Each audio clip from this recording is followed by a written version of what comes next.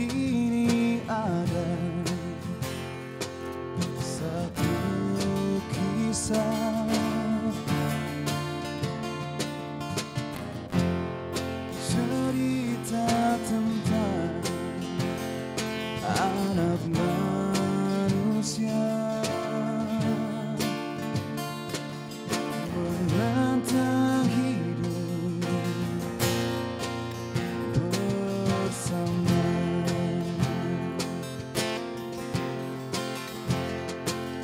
mencoba menggali dan cinta.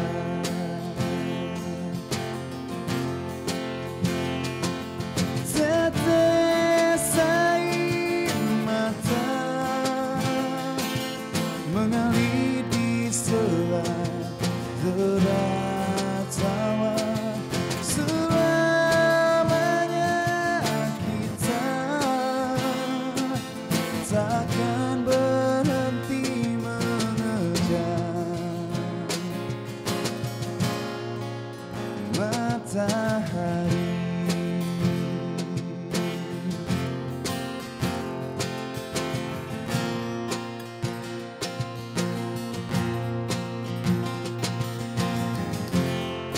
Tajamnya pisau takkan mampu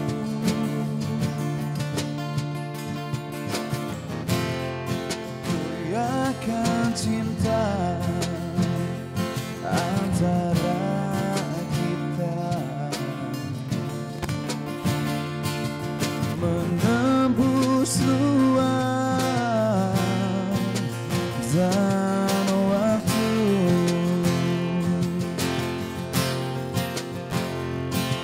menyatu di dalam jiwaku.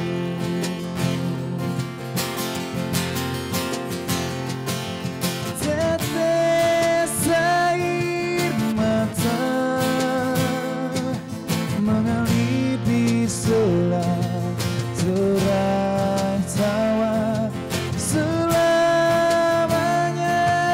kita takkan berhenti mengejar matahari.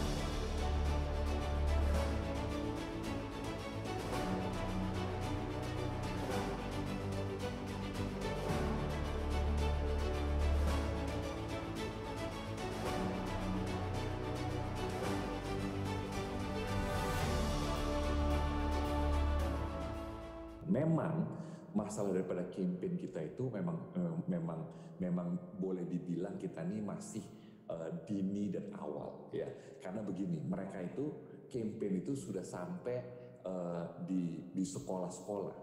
Anak saya ini lulusan dari Jakarta International School. Itu bisa cerita, kita lagi ngobrol gitu kan ya, marah-marah dia sama saya urusan kelapa sawit gitu kan ya. Terus dia bilang begini, "Pak, Bapak tahu nggak itu kelapa sawit itu bunuhin orang hutan," katanya gitu. Terus saya cerita sama dia, "Kamu tahu nggak bahwa orang hutan itu sangat penting, tapi orang beneran itu jauh lebih penting daripada orang hutan," saya bilang gitu. Itu dia diem dulu, terus dia ketawa gitu ya. Mereka itu, saya tanyakan kenapa kok Devi bisa ngomong begitu. Mereka itu sudah campaign itu sampai ke sekolah-sekolah.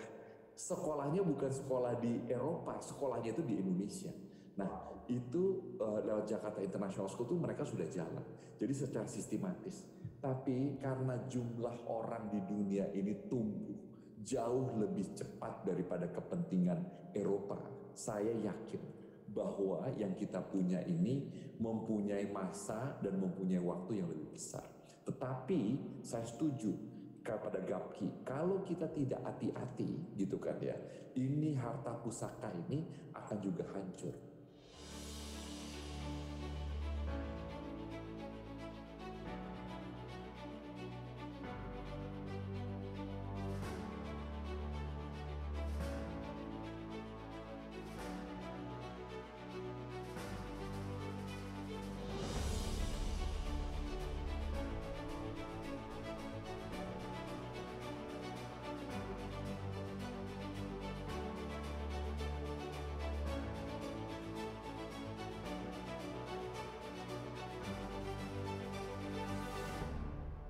Jadi kita nggak usah takut itunya. Dan kalau kita mau bicara masalah sustainability ya, masalah produk-produk kita, apa deforestasi.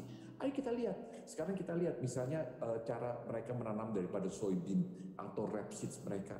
Itu mereka sekarang nebangin hutan di Eropa Timur. Yang punya tuh orang Jerman sama orang Prancis. Nebangin di Eropa Timur itu 7 kali lebih besar daripada kita menebang buat kelapa sawit kita. Nah ini sekarang kita tunjukkan apple to apple sama mereka gitu loh.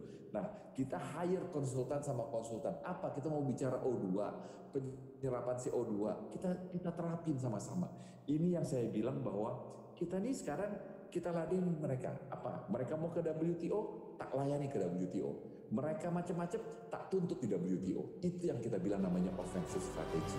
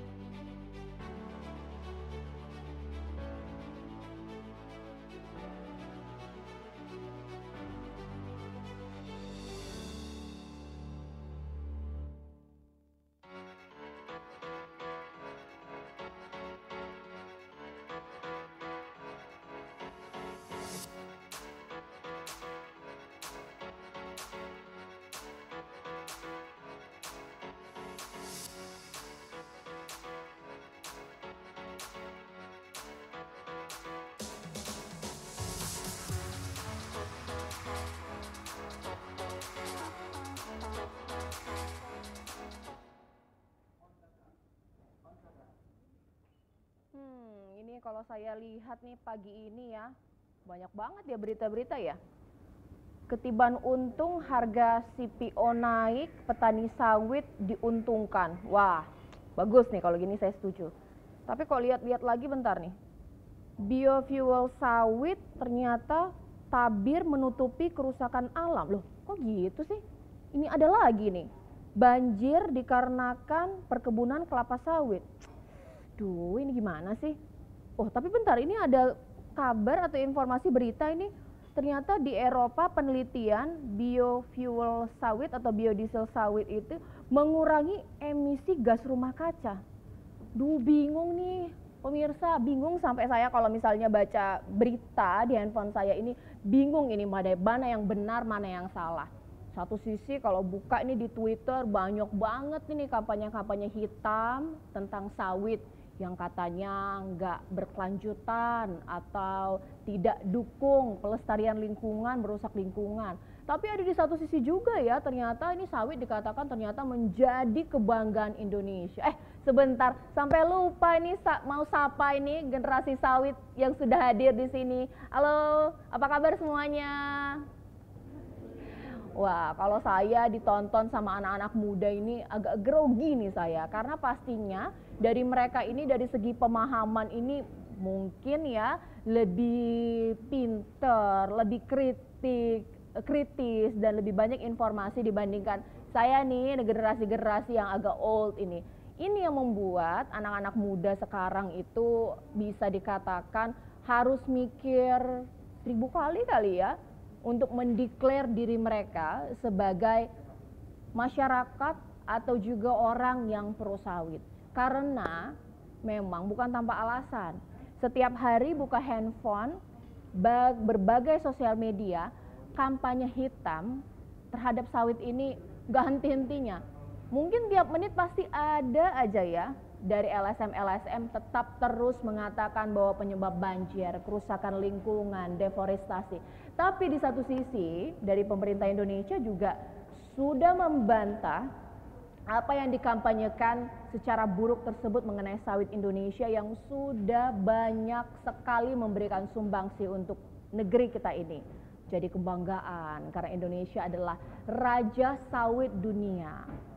Selain itu biodiesel kita juga menjadi negara yang pertama memproduksi solar dengan campuran 30% bahan nabati atau juga sawitnya.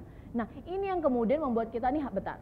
Kita harus memposisikan diri untuk bersikap bijak ini. Jangan termakan dengan kampanye-kampanye negatif yang sebenarnya tujuannya adalah untuk proteksionisme dalam perdagangan global, untuk menjaga produk dari asing, mengalahkan produk dari kita. Karena yang menjadi kekhawatiran negara lain adalah kalau sawit Indonesia semakin berdaya lagi, mereka bergantung kepada kita. Nah, itu yang kita harus pahami. Itu yang akan saya bahas di hari ini, para hadirin dan juga pemirsa, bahwa bagaimana ya kita harus melihat ini secara keseluruhan, apakah memang sawit dan juga biodiesel penyebab deforestasi atau juga tidak. Langsung saja saya akan panggilkan narasumber saya yang nanti akan banyak bercerita berdasarkan pengalaman dari mereka. Saya panggil yuk, ini narasumber saya yang pertama, Mbak Francisca Simajuntak yang merupakan pegiat lingkungan. Wah, ayo mari ke depan sini, duduk bersama saya di sini. Ayo tepuk tangan dong. Wah. Baik, silakan Mbak. Ya, boleh. Nah, ini Mbak Francisca Simajuntak kalau misalnya ngomong mungkin lebih dipercaya ya, karena sebagai pegiat lingkungan sehari-hari hidup dan melihat bagaimana kondisi lingkungan sebenar-benarnya, seberapa persen sumbangan dari adanya kelapa sawit Indonesia menyebabkan kerusakan lingkungan. Kalau tadi saya baca banjir yang terjadi di Kabupaten Seluma dikarenakan perkebunan kelapa sawit.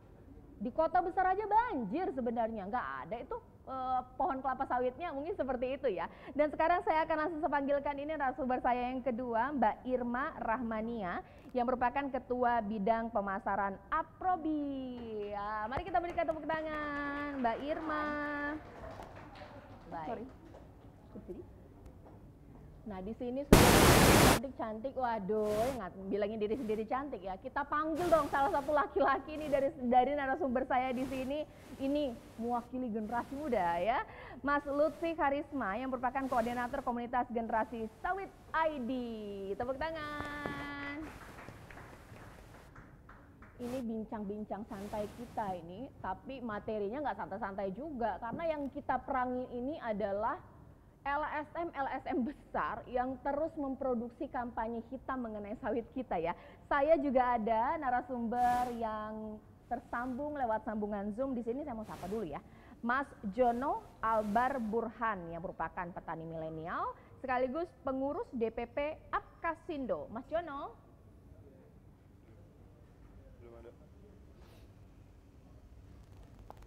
Ya, sambil saya tunggu ya komunikasi saya dengan Mas Jono, mungkin sekarang saya mau tanya-tanya dulu nih sama narasumber saya.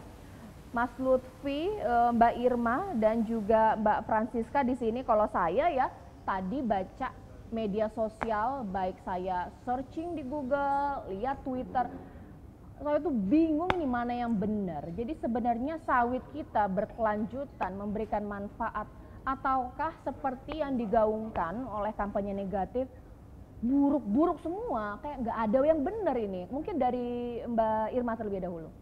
Oke, sebenarnya dari kelapa sawit itu sendiri memiliki banyak sisi negatif ya, karena dari buah kelapa sawit itu banyak sekali manfaat produk yang dihasilkan. Kita bicara dari produk dihasilkan baik itu dari makanan yang kita kenal, mungkin yang kita kenal tuh baru sekedar makanan, yaitu minyak goreng, bahkan margarin, lalu banyak lagi turunan di bawahnya untuk coklat, kosmetik, obat-obatan, dan bahkan teknologi saat ini kita sudah berinovasi dari minyak kelapa sawit itu sendiri bisa menjadi energi. Oke, jadi bisa dikatakan bahwa kelapa sawit itu sendiri banyak yang merupakan dari produk turunan di Indonesia ini sendiri atau produk unggulan dari kita, begitu ya? Iya, saat ini bahkan bisa menjadi energi. Energi itu yaitu dihasilkan yang sudah terimplementasi adalah minyak solar. Jadi untuk menggantikan minyak solar kita menurutnya adalah biodiesel. Nah, sebenarnya tidak hanya biodiesel, nantinya akan ada proses yang selanjutnya itu dinamakan green diesel dan juga bahkan bisa menjadi pengganti minyak bensin dan juga ada bioaftur nantinya. Tapi kita saat ini masih dalam proses untuk penelitian. Oke. Nah, kalau tadi kita melihat dari sisi manfaat, banyak sekali produk-produk turunan yang dihasilkan dari kelapa sawit. Sekarang ini pertanyaan yang paling simpel, tapi agak berat ini. Benarkah Mbak Francisca, sawit kita berkelanjutan? Atau ini sekarang dibilangin, wah sawit kita deforestasi, bikin lingkungan buruk. Itu terus kalau saya tuh bacanya, kalau di media massa. Bagaimana Mbak Francisca? Iya, menurut saya karena memang kalau nulisnya deforestasi semua orang baca, Mbak. Iya. Kalau nulisnya sawit baik kurang menjual. Clickbait ya. Clickbait. Kenapa sih begitu? Sebenarnya begini, ini menarik menurut saya. Kenapa kita selalu bicara deforestasi kalau sawit? Ya. Sementara kalau nanam yang lain memang kita nggak potong pohon. Betul. Kalau misalnya membangun rumah, itu memangnya dia nggak potong pohon dulu. Memangnya Tuhan hanya menciptakan pohon di Indonesia Raya ini, kemudian ladang kedelai ratusan juta hektar, ladang jagung ratusan juta hektar di Amerika, di Tuhan sediakan bread, ini jagung, Indonesia pohon. Gimana? Kan mereka juga pasti potong pohon. Jadi sebenarnya mereka sudah potong pohon jauh sebelum kita. Cuman kenapa sekarang ketika sawit naik, mereka angkat isu itu. Terus kenapa sawit dibilang deforestasi? Kita sendiri tidak mengerti definisi hutan itu apa. Apakah hanya sekedar ada tempat yang banyak pohonnya kemudian dipotong langsung kita bilang itu deforestasi? Misalnya di kampus saya ada banyak pohonnya, terus mau bangun gedung fakultas, dipotong pohonnya. Apakah kampus saya deforestasi? Nah, itu kan kita tuh juga gak jelas, tapi karena di banyak kayunya, difoto, dijual, sangat menarik, jadi itu banyak yang dipakai. Tapi kan saya berani bilang, bahkan saya pernah dengar dari profesor kehutanan sendiri, 99% kebun sawit di Indonesia bukan dari hutan primer. Bukan, itu dari belukar. Kemudian hutan sekunder. Bukan hutan yang pohonnya gede-gede banget itu dipotongin, enggak. Bukan seperti itu. Jadi seperti itu kira-kira, kan sedikit saja dulu ya. Iya. Mas Lutfi, kalau Mas Lutfi kan ini kan sudah melihat ya anak-anak muda ini bagaimana sih mindsetnya terhadap sawit. Kalau saya sih, kalau banyak yang kemakan dengan LSM-LSM yang punya nama dan besar tadi, banyak yang tergiring dengan isu lingkungan yang pada akhirnya membuat orang udah antipati, udah punya pandangan buruk dengan sawit. Banyak gak sih anak muda kita begitu? Iya, sebenarnya itu jadi hal yang sangat esensial gitu buat masyarakat kita, khususnya anak-anak muda yang bergerak di yang banyak cari tahu tentang informasi tentang industri perkelapa sawitan ya. Nah, memang strategi Black Campaign dari LSM atau bahkan negara-negara luar yang memang punya kepentingan itu udah menjalar kepada tingkatan kurikulum di akademik. Di kurikulum juga sudah betul, dimasukkan? itu. Jadi banyak sekali sebenarnya guru-guru dan siswa-siswa yang terpropaganda isu gitu terkait dengan masifnya pemberitaan tentang negatifnya industri kelapa sawit bagi Indonesia. Nah itu mungkin pentingnya kita untuk harus terus mengedukasi, harus meliterasi masyarakat muda supaya diberitahu bahwa hal tersebut tuh nggak sepenuhnya benar gitu. Kita juga perlu klarifikasi kepada seluruh masyarakat khususnya anak-anak muda terkait pentingnya industri sawit sebetulnya untuk kemajuan dan perkembangan Indonesia saat ini. Gitu. Oke, kalau kita tadi berbicara mengenai bagaimana memaknai kampanye hitam yang sekarang ini nggak ada habis-habisnya ya. Sekarang saya mau langsung nih bertanya kepada petani milenial, kalaulah banyak yang meragukan sawit kita ini ditanam dengan tidak berkelanjutan, cek langsung ke sumbernya. Saya mau sapa ini Pak Jono, selamat pagi Pak, apa kabar? Sudah tersambung ya bersama saya di sini ya? Sudah, tinggal di ya, Pak, kita tadi kan sudah banyak berbincang dari sudut pandang masing-masing ini mengenai kampanye hitam. Mungkin pertanyaan saya nih ke Mas Jono, kalau Mas Jono sebagai petani milenial ini menanam sawit ini dengan cara berkelanjutan atau tidak ya? Karena itu yang ditanya oleh masyarakat. Sawit kita berkelanjutan nggak ya? Bikin kerusakan lingkungan nggak ya?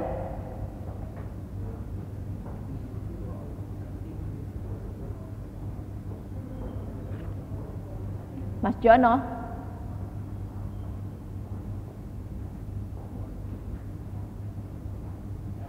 Baik, sambil saya tunggu ya komunikasi saya dengan Mas Jono, mungkin saya kembali lagi ke Mbak Irma di sini. Mbak, saya itu sebentar, saya mencoba untuk netral. Tidak semua barang yang saya pakai itu harus saya tanya, apakah barang ini berkelanjutan, apakah barang ini merusak lingkungan. Tapi kenapa untuk sawit itu pertanyaan dasar dari masyarakat? Apakah ini menjadi standar ganda? Menurut saya sih ya, karena ini di sisi lain ya, saya itu kan juga membuat sabun dari minyak kelapa sawit. Ketika saya cari tutorial di YouTube, itu ketika mereka menggunakan minyak kelapa sawit harus dinyatakan kelapa sawit yang berkelanjutan. Sedangkan untuk menggunakan minyak lainnya seperti minyak zaitun, kedelai, mereka tidak menyebutkan ini minyak kedelai yang berkelanjutan, tapi khusus untuk minyak kelapa sawit untuk meyakinkan kepada masyarakat atau audiensnya mereka harus menyebutkan ini berkelanjutan. Nah, ini kan standar ganda sebenarnya. Sedangkan untuk di Indonesia sendiri perkebunan kelapa sawit itu kita sudah ada 2 certification kan, RSPO dan ISPO. Nah, itu sudah hampir 50%, bahkan lebih dari 50% dari RSPO itu adalah perkebunan kelapa sawit Indonesia. Dan ISPO juga sudah sampai sekitar 500 atau 800 perkebunan yang sudah tersertifikasi oleh ISPO. Sedangkan kalau perkebunan kedelai, apakah mereka punya certification? Kan tidak. Mbak Francisca, kalau saya ini ngelihat ya anak muda ya, kalau sudah dia declare kalau dirinya adalah pro lingkungan, udah ngerasa paling keren. Ibaratnya strata itu yang paling tinggi. Sebenarnya ini mahasiswa harus tahu nih, atau masyarakat harus tahu, pemirsa harus tahu. Apa sih dibalik kampanye hitam yang selalu digaung-gaungkan untuk pelestarian lingkungan? Perang dagang kah? Waduh. Ekonomi kah? Menarik ya MC kita hari ini. Jadi sebelumnya memang saya juga pertama kali, saya nggak bisa bohong, saya juga terpapar dengan black campaign. Pasti siapa yang nggak pernah di sini baca negatifnya sawit. Cuman ketika diperhatikan lagi, jadi kalau sawit ini kan diserang kesehatan, kemudian lingkungan, tenaga kerja, dibilang mempekerjakan anak lah, perempuan lah, ganti-ganti gawangnya. Kalau saya pakai istilah Pak Arief Hafazo Groseno, gawangnya dipindah-pindah. Kenapa gawangnya dipindah-pindah? Ada apa sebenarnya?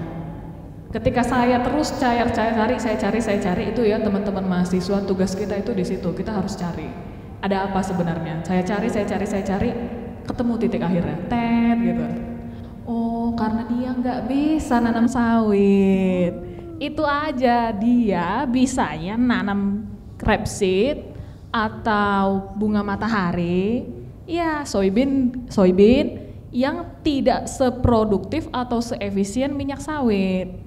Jadi kalau misalnya ini minyak sawit ini efisien dan banyak yang pakai, kebetulan dia apa aja bisa. Tadi kan udah disebutin. Bahkan saya mau promosi juga. Ini batik saya adalah batik sawit, teman-teman. Iya, sengaja capnya nggak saya buka, saya tunjukin ini batik sawit. Ya, lepas. Iya, jadi sawit itu sampai batik pun sampai ke baju kita sudah ada. Jadi ketika melihat itu minyak apa? Efisien, banyak gunanya, bisa untuk energi. Barangku nanti nggak laku, soybeanku nggak laku, kanolaku nggak laku. Kita mulailah perang dagang, kita buka semua gawangnya, kesehatan, lingkungan, tenaga kerja apa itu semua dibuka. Menurut saya seperti itu. Ibarat kalau kata anak muda zaman sekarang, iri bilang bos gitu. Iya, iri bilang bos gitu kan, nggak punya. Tapi ini anak muda nih Mas Lutfi, tahu nggak sih anak-anak muda kayak gitu? Atau mungkin mereka tidak tahu dibalik apa kampanye negatif ini, tapi percaya di permukaan aja, buruk ya sudah buruk, mereka percaya. Nah ya itu sebenarnya yang perlu kita tekankan untuk anak-anak muda sekarang. Ya kalau melihat fakta di lapangan sih sebenarnya tentang industri perkelapa sawitan yang sekarang ini digaungkan ya, entah itu dari isu humanity-nya, isu lingkungannya. Ketika beberapa waktu lalu saya dapat kesempatan buat kunjungan lapangan dari mulai daerah Sumatera sampai daerah Sulawesi, saya menemukan banyak sekali fakta-fakta yang memang justru berbalik dengan pemberitaan yang ada di media sosial dan media-media online yang memberitakan tentang buruknya kelapa sawit atau dampak-dampak negatif yang ditimbulkan, entah itu kemanusiaannya atau bahkan lingkungannya. Bahkan ketika saya kunjungan ke daerah pun, kalau bisa dibilang tentang kesejahteraan petaninya sendiri ya, saya datang waktu itu ke daerah terus iseng-iseng nanya aja ya, Pak dibayarnya berapa nih sama perusahaan atau jadi petani sawit kayak gimana. Ternyata dari tingkat kesejahteraannya pun bahkan bisa menyamai orang-orang yang tinggal di perkotaan gitu. Itu kan sebenarnya kan membuktikan banget dari sisi kesejahteraan petani sendiri pun dia sangat diperhatikan gitu, dan banyak sekali memang masyarakat yang terbantu akibat adanya industri sawit ini. Kalau saya lihat data dari kementerian itu kurang lebih sekitar 16 juta orang ya yang terlibat di sektor pertanian ini, dan bahkan dari sisi pertumbuhan ekonomi sendiri pun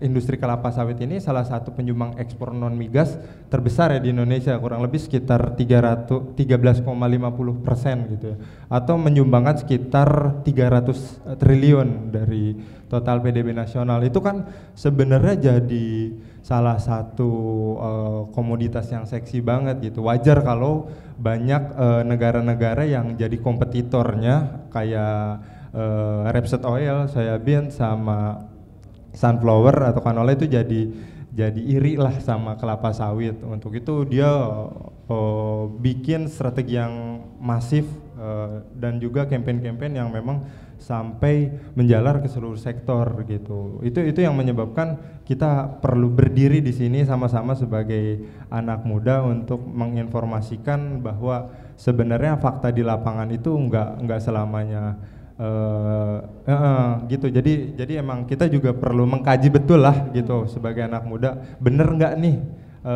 berita-berita yang diinfokan sama LSM terkait industri kelapa sawit. Nah itu yang terus pengen kita tekankan dan kita gaungkan tentang industri kelapa sawitan.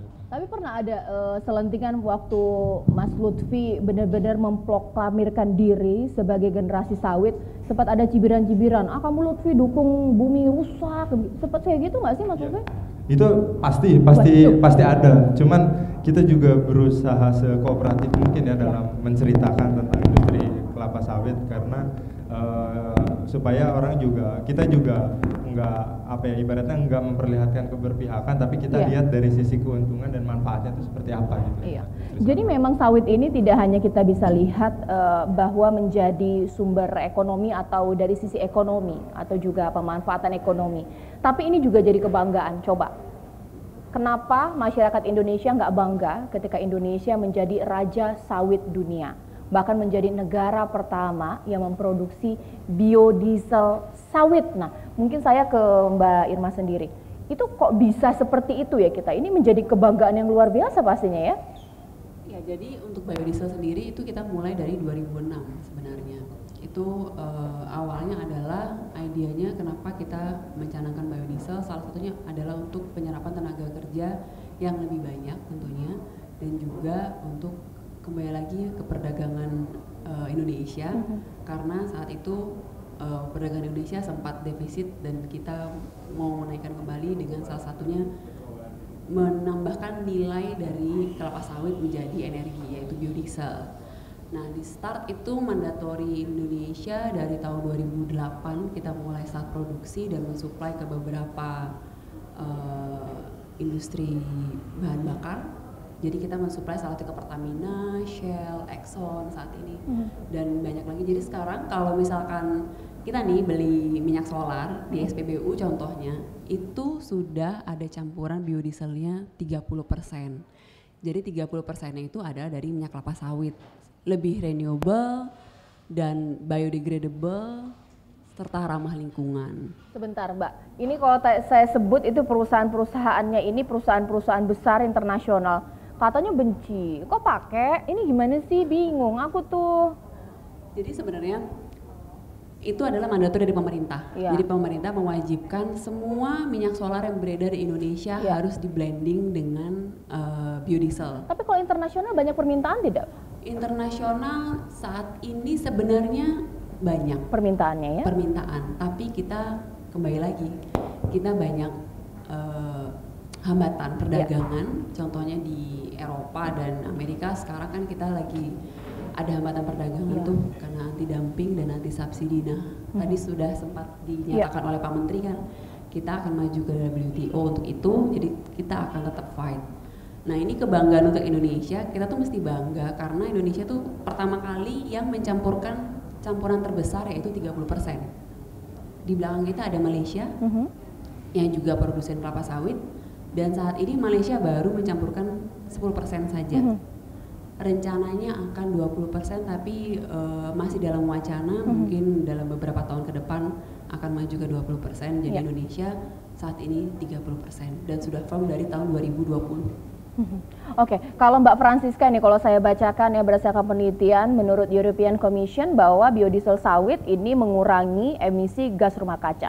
Tapi ada juga ini berita bahwa ternyata katanya kebun sawit, biofuel hasil sawit menutupi kerusakan lingkungan yang ada. Yang mana yang benar Mbak Francisca? Tolong dicerahkan saya dan juga teman-teman di sini. Waduh, saya mencerahkan ya. Saya ya dong pastinya. Oke, cek. Jadi kalau saya perhatikan, coba kita mundur sedikit ya, kita mundur sedikit sama-sama teman-teman. Dulu waktu kita pakai batu bara, katanya menghasilkan karbon dioksida. Kemudian orang berpikir kita butuh yang renewable katanya kan. Kemudian terciptalah biofuel. Nah, kenapa ketika sudah ada biofuel kalian ribut? Nah, itu harus kita pertanyakan, kita pikir sama-sama. 30% itu dari minyak sawit, sesuatu yang ditanam. Ditanam berarti berfotosintesis. Selama berfotosintesis, apa reaksinya? Wih, jadi kayak guru dah saya. Pelajaran kimia. Iya, jadi selama berfotosintesis, selak kelapa sawit sendiri sudah menyerap karbon. Ya kan? Iya. Dia menghasilkan minyak sawit yang bisa kita pakai untuk mengurangi pemakaian batu bara yang dalam prosesnya tidak ada berfotosintesis. Ya kan? Tidak ada menyerap karbon dioksida. Jadi di mana kalian mau bilang apa menutupi kerusakan lingkungan itu apa maksudnya? Seperti itu. Menurut saya ini pemikiran yang masih abu-abu. Kita harus clear di sini. Sebenarnya dalam prosesnya dia sekuestrasi atau emisi karbon. Kalau menurut saya seperti itu sih. Berarti energi fosil ini sebenarnya lebih berbahaya dong daripada biodiesel. Itu dia. Kita Sederhana aja, saya sering bilang pikir logikanya sederhana aja. Siapa sih yang berfotosintesis? Aduh, keluar deh kan bataknya saya. Siapa sih yang berfotosintesis? Tumbuhan, betul, bukan batu bara. Iya kan? Jadi siapa yang menyerap karbon? Kelapa sawit. Sudah selesai sampai situ saja. Nah, Mas Lutfi, masyarakat atau mungkin generasi muda paham tidak sih bahwa negara itu berdaya kalau dia memegang tampuk kepemilikan akan energi. Nah, kalaulah kita sekarang masa depan kita kalau biodiesel ini luar biasa produksinya, kita ini bisa mengalahkan negara lain pastinya. Tapi ini yang nggak ada di anak muda gitu, rasanya pengen bergantung mulu sama energi fosil ini. Bagaimana, Mas?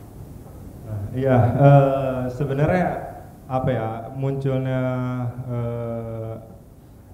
energi baru dari kelapa sawit ini kan sebenarnya memunculkan harapan baru gitu bagi masyarakat, khususnya generasi-generasi muda di masa mendatang ya, karena ketika sawit ini jadi alternatif dari bahan bakar fosil yang udah ada nih saat ini, seharusnya kan masyarakat juga anak muda juga bisa lebih kebuka gitu matanya ya, kebuka matanya gimana, sederhananya gimana pentingnya lah gitu kelapa sawit bagi industri industri energi dan juga pembaruan lingkungan gitu di kemudian hari gitu untuk Indonesia gitu, dan juga khususnya untuk lingkungan di global ke depannya gitu seperti apa itu. Oke, kalau misalnya kita kembali lagi ke Mbak Francisca, oke lah kita melihat ini secara lebih tidak melihat kritik menjadi hal yang utama ya. Kalau untuk biodiversitas hutan sendiri dengan existing adanya perkebunan kelapa sawit menghasilkan biodiesel itu seperti apa? Cek. Jadi tadi saya sempat berbicara dengan Mbak Irma juga, tidak ada kebun kelapa sawit yang khusus ditanam untuk biodiesel. Kita buka kebun untuk biodiesel, nggak ada seperti itu ya. Itu yang satu. Kemudian yang kedua tentang biodiversity. Saya pelajarin satu-satu isunya, Mbak. Jadi begitu ketemu biodiversity, saya cari orang kehutanan. Nah, saya ketemu kalau teman-teman nanti mau buka YouTube ada satu podcast tentang sawit bagus. Di situ juga nanti ada profesor dari kehutanan bicara tentang biodiversitas. Yang namanya hutan kalau dipotong, kita ganti kebun sawit, pasti biodiversitasnya berubah. Pasti turun, itu jelas. Tapi ingat, ada yang pergi, ada yang datang. Karena kan yang namanya hewan itu, makananku udah nggak ada lagi di sini, aku pergilah gitu. Tapi ada yang datang, ada kebun di situ, aku datang. Jadi ada yang naik, pasti ada yang turun. Kemudian satu mengenai biodiversitas ya, saya akan angkat sedikit tentang orang hutan karena ini rame. Jadi saya pernah tanya ke pengusaha sawit, Pak, gitu kan, kalau ada Bapak membuka kebun, tiba-tiba ada orang hutan seekor di pohon. Boleh nggak dibuka? Nggak boleh. Itu namanya HCV, High Conservation Value. Jadi kebun sawit itu dia mengkonservasi yang ada hewan-hewan endemiknya. Begitu, Mbak. Jadi kebun sawit sendiri itu juga berperan dalam konservasi satwa-satwa liar. Bahkan ada juga orang dari mereka itu khusus menangani orang hutan, mereka bilang pengusaha sawit berperan. Pengusaha sawit memberikan dana kepada kami bisa membeli lahan, disitulah kami memelihara orang hutannya. Jadi sebenarnya kita bisa saling dukung. Sawit bertumbuh, kemudian orang hutan juga kita pelihara, seperti itu kira-kira. Oke. Kalau dari Mbak Irma sendiri, apakah seperti itu ya, bahwa ya biodiesel ini ternyata tidak hanya untuk menghasilkan energi yang kita banggakan, tapi juga memang memperhatikan aspek pelestarian lingkungan juga, ini bagaimana? Iya, jadi untuk saat ini ketika sudah pencampuran biodiesel ke dalam minyak solar, ternyata di tahun 2020 itu mampu mengurangi emisi dari CO2 dari yang tadi menggunakan minyak solar menjadi B30, itu mengurangi emisi dari minyak solarnya sekitar 22%. Nah, sedangkan kita Indonesia saat ini memang sedang ada misi untuk mengurangi gas rumah kaca dan CO2. Itu sangat berperan penting.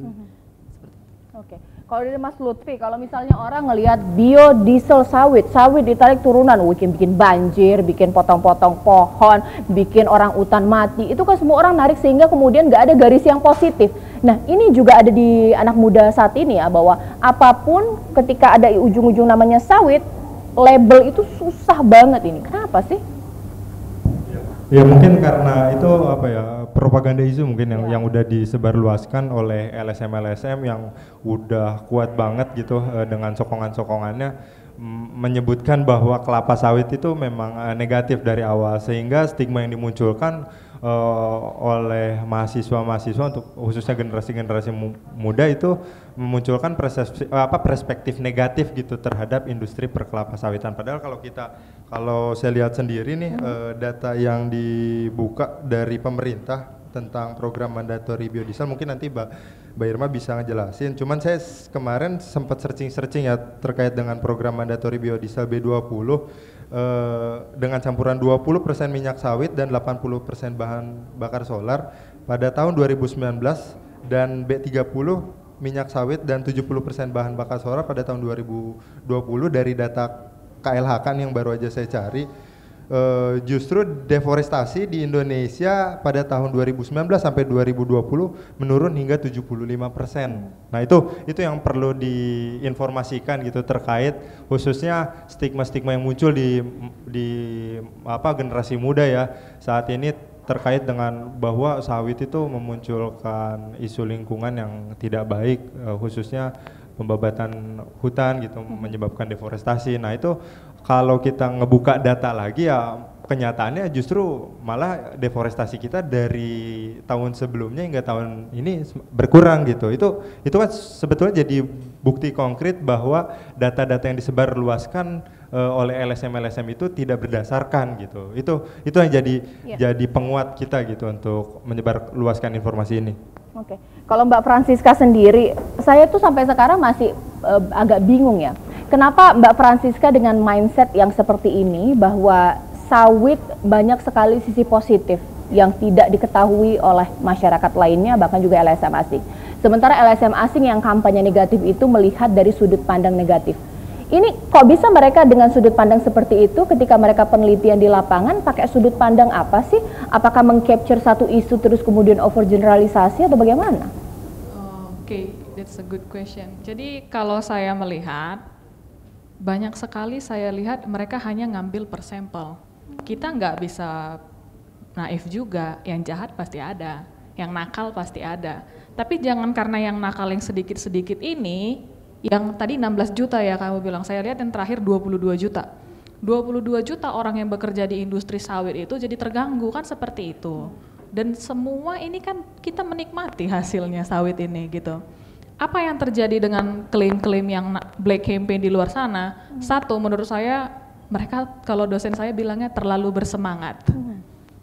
Jadi begitu menemukan satu, cekrek gitu kan, dia foto, dia share, dia buat narasinya yang kira-kira jadi highlight, menarik untuk diklik. Clickbait kata orang Twitter. Okay. Seperti itu menurut saya. Tapi tantangan ini juga ditemukan atau ada di setiap negara yang memiliki potensi sawit. Berarti tidak hanya Indonesia. Jadi ini apa ya? Organized campaign, begitu? Yes, mereka masif, terstruktur dengan sangat baik. Makanya kita juga tuh campaign positifnya juga kalau bisa terstruktur dengan baik dan masif juga. Sedikit ya Mbak tentang banjir, teman-teman, kita logika sederhana aja lagi. Banjir itu apa sih yang keluar? Maksud saya penyebabnya apa? Air kan ya? Turki ada sawitnya tidak? Tidak. Banjir tidak? Banjir. Amerika ada sawitnya tidak? Tidak. Banjir? Banjir. Jadi apakah ada sawit pasti banjir? Ada korelasinya? Tidak. Selesai. Gitu aja. Baik, tapi di sini mungkin saya kembali lagi ke Mbak Irma. Tapi ini menjadi beban tersendiri ya ketika kita saat ini sedang mengproklamirkan, mendorong untuk produktivitas biodiesel sawit ini. Permintaan atau standar dari luar atau dari dunia untuk kita dalam perkebunan sawit itu berkelanjutan pasti tinggi. Nah, bagaimana terus menjaga dan memantau? Karena kalau salah sedikit saja ini akan jadi stigma negatif dan mungkin usaha kita akan sia-sia. Ya, salah satunya adalah yang kita mendapatkan hambatan perdagangan itu untuk biodiesel di Amerika khusus hanya yang dari kelapa sawit. Gitu. Nah, ini kenapa dibedakan? Sedangkan kembali lagi tadi saya juga sempat diskus dengan Mbak Mbak Francisca. Francisca. Jadi nggak ada kebun kelapa sawit yang dikhususkan untuk biodiesel. Nah, biodiesel ini adalah untuk menambahkan nilai tambah. Jadi daripada kita ekspor CPO, lebih baik kita memproses menjadi produk hilir di Indonesia dan baru kita mengekspornya dengan nilai tambah ke luar Indonesia. Yeah. Sekarang kalau kita memproduksi CPO dan kita ekspor, maka ya sudah hilang begitu saja. Tapi kalau kita memprosesnya di Indonesia, misal kita minyak goreng atau biodiesel lah ya kita katakan, itu kita akan ada bangun pabrik biodiesel, di dalamnya akan ada tenaga kerja dan keluarga dan banyak kegiatan ekonomi dan multiplier effect yang lebih besar yang didapatkan oleh negara Indonesia dibandingkan kita hanya sekedar ekspor. Jadi sebenarnya manfaat besar dari biodiesel Indonesia ini sebenarnya apa? Apakah memang kemudian hanya sebagai produk unggulan dalam segi energi atau juga manfaat-manfaat lainnya juga?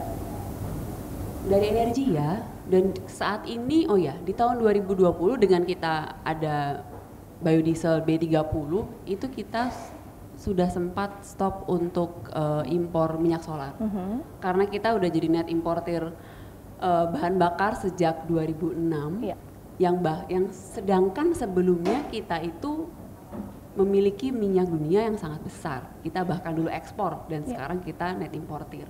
Nah, salah satu renewable energy yang sudah terimplementasi dengan baik saat ini ya biodiesel jawabannya. Tapi kita tidak menutup kemungkinan untuk mengembangkan energi-energi renewable lainnya di Indonesia sih. Mbak Francisca, ini menjadi permasalahan dari semua aktivis atau juga masyarakat yang peduli dengan keberadaan lingkungan, bahwa di satu sisi pemanfaatan ekonomi meminggirkan masyarakat setempat bahkan juga merusak lingkungan. Tapi di satu sisi pemanfaatan ekonomi juga memberikan banyak dampak positif terhadap lingkungan. Nanti pada akhirnya kemudian kembali lagi untuk masyarakat dalam pelestariannya. Salah tidak mungkin aktivis lingkungan, mahasiswa, masyarakat jikalau merasa bahwa kondisi pandemi kita sulit secara ekonomi, dorong untuk pemanfaat biodiesel agar kita berdaya secara ekonomi. Salah nggak sih? Tidak ada yang salah lah menurut saya. Kita semua kita sebagai bangsa yang berkembang, berflower katanya, harus punya kemajuan untuk maju, kemauan untuk maju, Kita harus punya kemauan untuk maju. Kita harus ingat, dalam masa pandemi, siapa yang menolong perekonomian kita? Bukan Mbak Irma maksud saya, tangan saya gini Mbak Irma gitu, bukan. Gak ada negara lain yang mau nolong gitu ya. Siapa yang menolong perekonomian kita? Industri sawit. Kita harus ingat itu. Kenapa? Karena ketika pandemi cuci tangan, dia jadi sabun. Ketika kita sudah mulai beraktivitas lagi, dia jadi biofuel.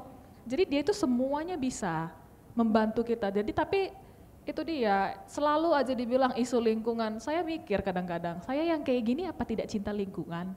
Betul. Gara-gara kita seperti ini kan kok jadi aku yang jahat gitu loh. Tapi ini yang benar, ini yang saya lihat. Satu, kita merasakan manfaatnya, negara merasakan manfaatnya.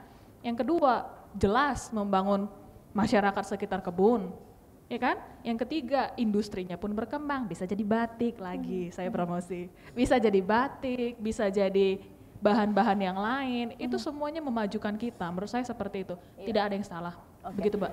Kalau Mas Lutfi, mungkin ada nggak sih teman-teman yang hati nuraninya udah mulai condong nih ke sawit ini, cuman kalau declare itu masih ngeri-ngeri sedebos gitu ya, ntar diserangnya sama bala-bala gitu, gimana nih Mas Lutfi? Ya, pasti itu orang yang memang pengen vokal gitu, khususnya tentang industri kelapa sawit, mereka lebih cenderung pasif gitu, cenderung pasif, tapi mungkin udah banyak juga yang emang sebenarnya udah peduli ya. Kalau apalagi kalau kita lihat ya, sebenarnya saya sempat nyepoin tuh Instagram LSM yang memang kontradiktif banget ya sama sawit. Dan saya lihat komentar-komentar netizen tuh khususnya memang sebagian besar mereka udah aware lah ya tentang industri perkelapa sawitan. Ada juga yang mengironikan, sayang nih LSM asal Indonesia dari Indonesia tapi terus-menerus ngasih kampanye negatif gitu. Padahal kan mereka masih berdiri di tanah yang sama, masih mencari sesuatu masih mencari ibaratnya makan yang sama di tempat yang sama, tapi kok sama-sama menjatuhkan gitu di negeri sendiri, itu kan ironi banget gitu. Nah mungkin ya itu mungkin yang saya lihat awareness yang udah mulai ditunjukkan oleh mahasiswa atau generasi muda itu setidaknya bisa saya lihat suaranya gitu ketika ada yang menyuarakan atau memposting tentang dampak negatif dari kelapa sawit. Kemudian dia mengcounter isu tersebut bahwa isu tersebut tidak sepenuhnya benar gitu. Itu mungkin yang bisa saya lihat buktinya. Mbak Francisca, jadi yang speak up ini bukan hanya mungkin Mbak Francisca, Mas Lutfi dan juga Mbak Irma. Pemerintah juga cukup kencang untuk LSM yang terafiliasi dengan LSM mancanegara yang terus mengkritik mengenai sawit. Tapi kalau masyarakat nanti melihat dari pemerintah yang terus mengkritik LSM tersebut, yang dipersalahkan malah pemerintah. Sebentar, kita harus memberikan pemahaman secara jelas. Karena masyarakat masih belum mengerti. Memang ada hubungannya negara lain yang tidak punya sawit, yang dikatakan iri tadi, dengan LSM yang dianggap ini malaikat. Hampir nggak ada salahnya gitu. Ngapain mereka jelek-jelekin sawit? Mereka ada untuk lingkungan hidup gini. Apa jangan-jangan ada garis merahnya? Wah, mantap sekali MC kita hari ini. Setelah ini saya aktivis lingkungan juga gitu. Saya ditatap-tatapin setelah pulang dari sini. Dari mana dia pulang? Kita tungguin si Francisca.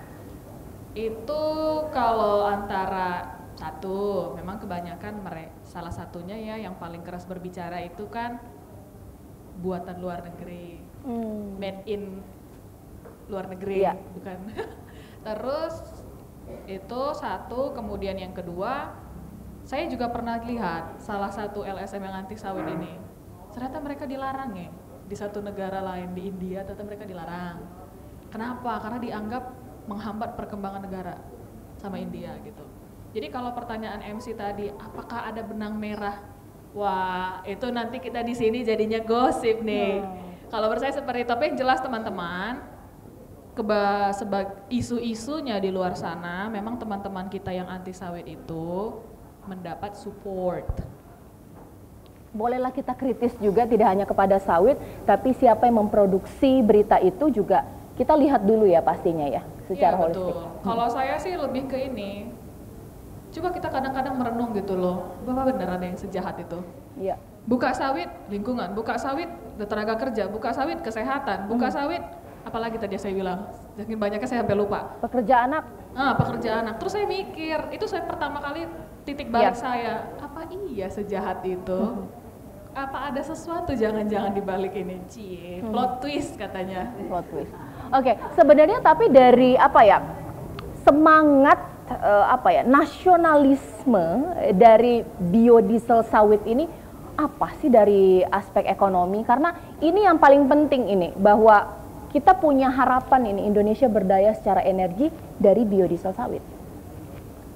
Iya, jadi sebenarnya untuk neraca perdagangan itu kan dari Indonesia itu yang non migas itu selalu surplus.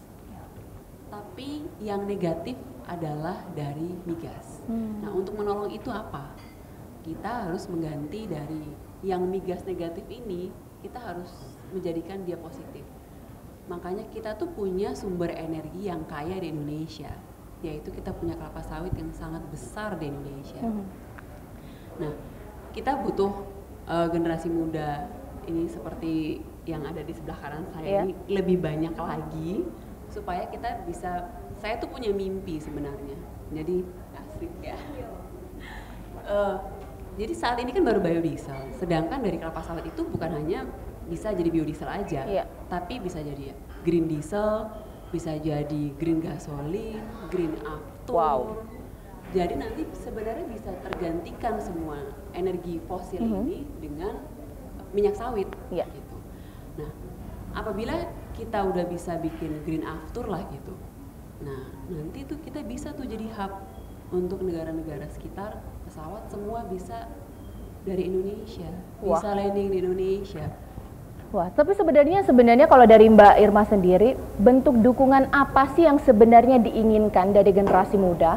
Apakah cukup declare bahwa iya aku pro sawit, setiap postingan selalu cantumkan sawit baik, atau mungkin anak muda terjun langsung ke menjadi anak muda generasi penerus memproduksi sawit berkualitas sehingga nanti pada akhirnya muncullah biodiesel sawit yang berkualitas juga. Awalnya kan kita mulai dari cinta sawit ya dulu nih, ya kan.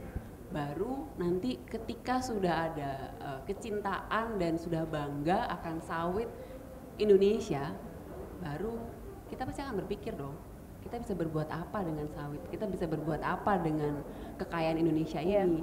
Nah ini kan PR-PR kita semua untuk melestarikan sawit supaya menjadi produk unggulan yang memang lebih baik lagi dan variasinya lebih banyak lagi.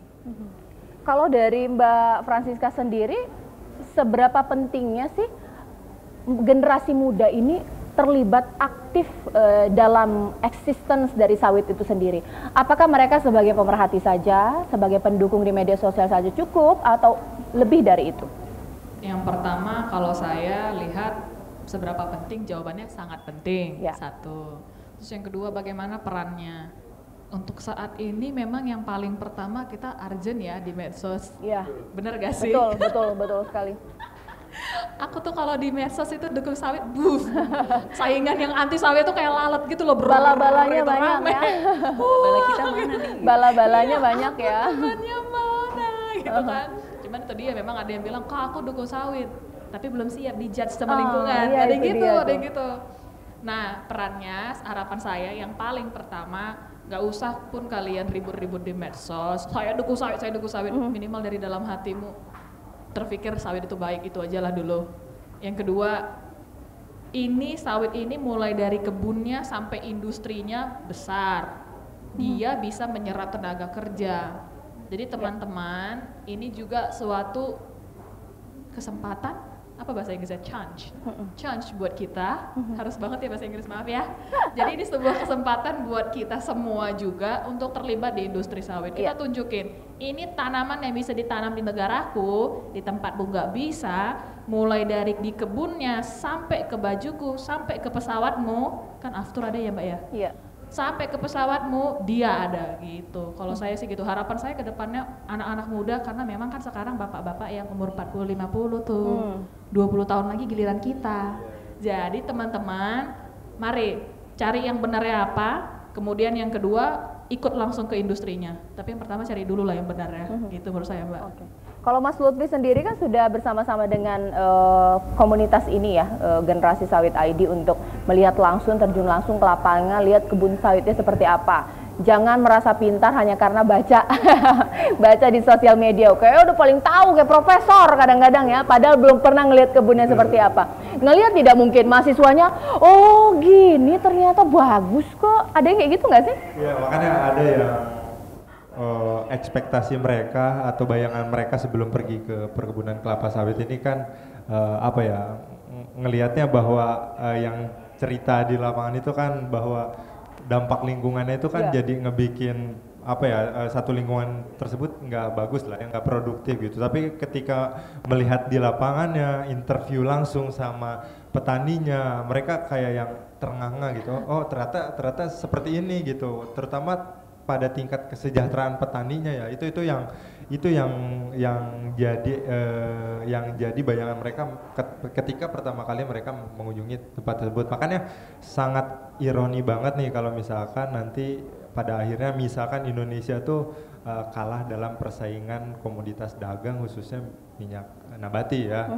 Kalau saya nggak habis pikir aja kalau misalkan nanti Indonesia sampai kalah, otomatis kan minyak nabati yang berasal dari negara Eropa itu kan memonopoli suatu bisnis dan dampaknya juga buruk untuk mengkontrol suatu harga di pasar kan. Yang kita tahu kan memang minyak kelapa sawit ini apa ya, manfaatnya tuh sangat terasa pada kehidupan kita sehari-hari ya. Entah itu dalam produk sabun, sampo, kalau cewek mungkin skincare dan lain sebagainya.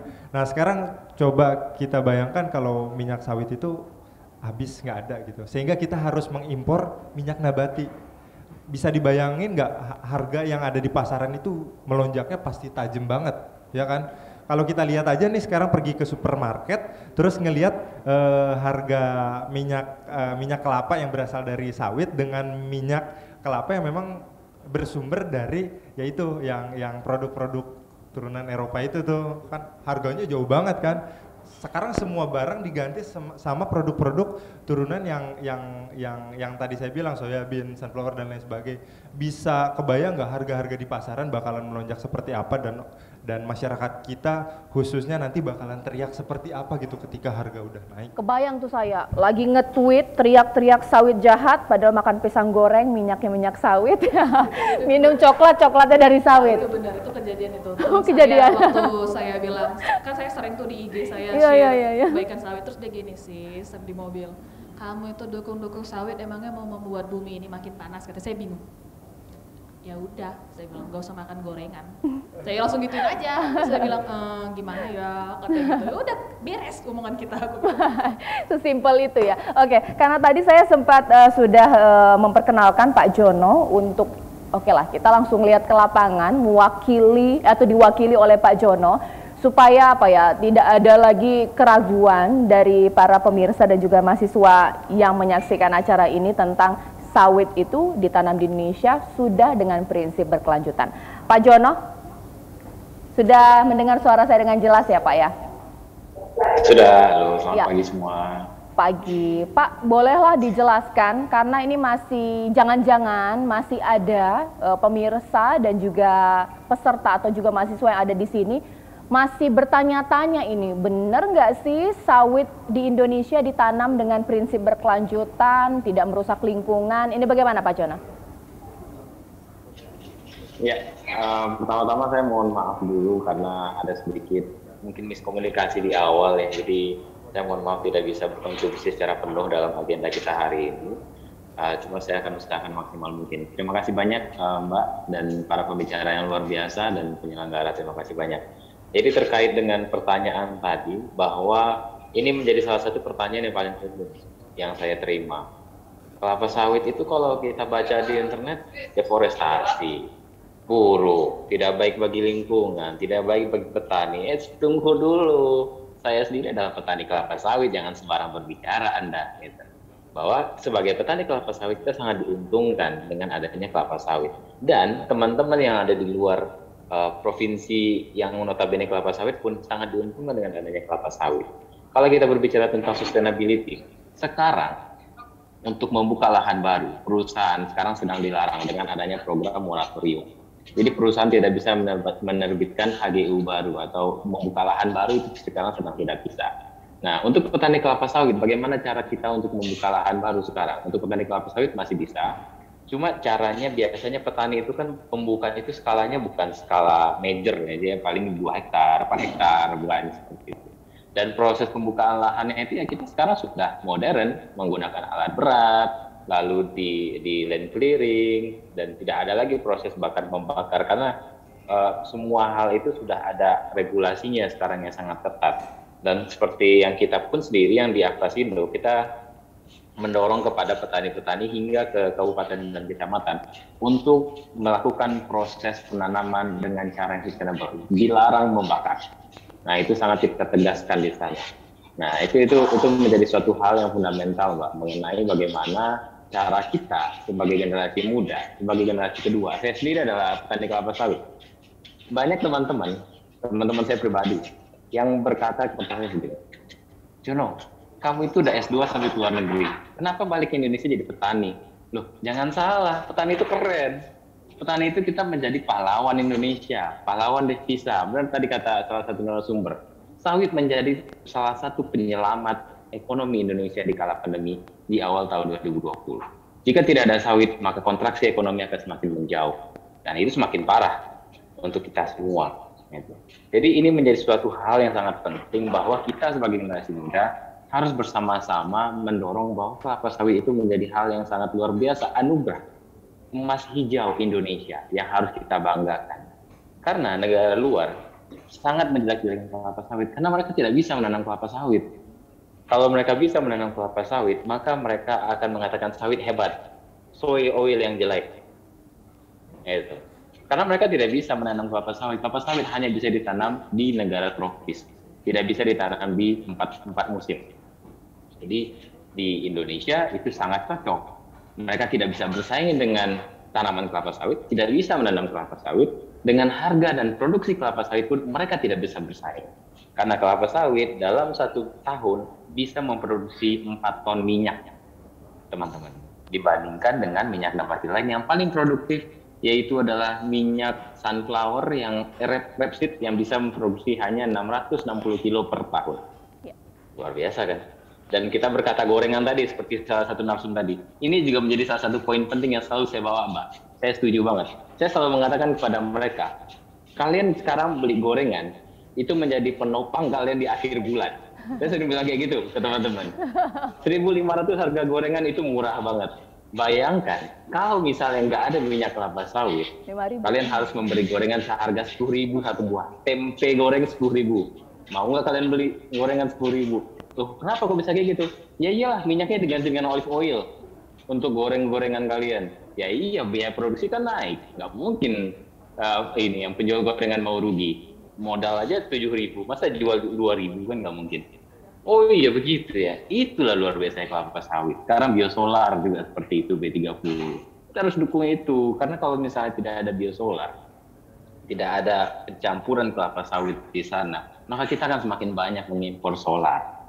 Nah sekarang dengan adanya biosolar, kita bisa memaksimalkan dalam negeri, dan juga penyerapan ending stock ini menjadi yang paling penting bagi petani.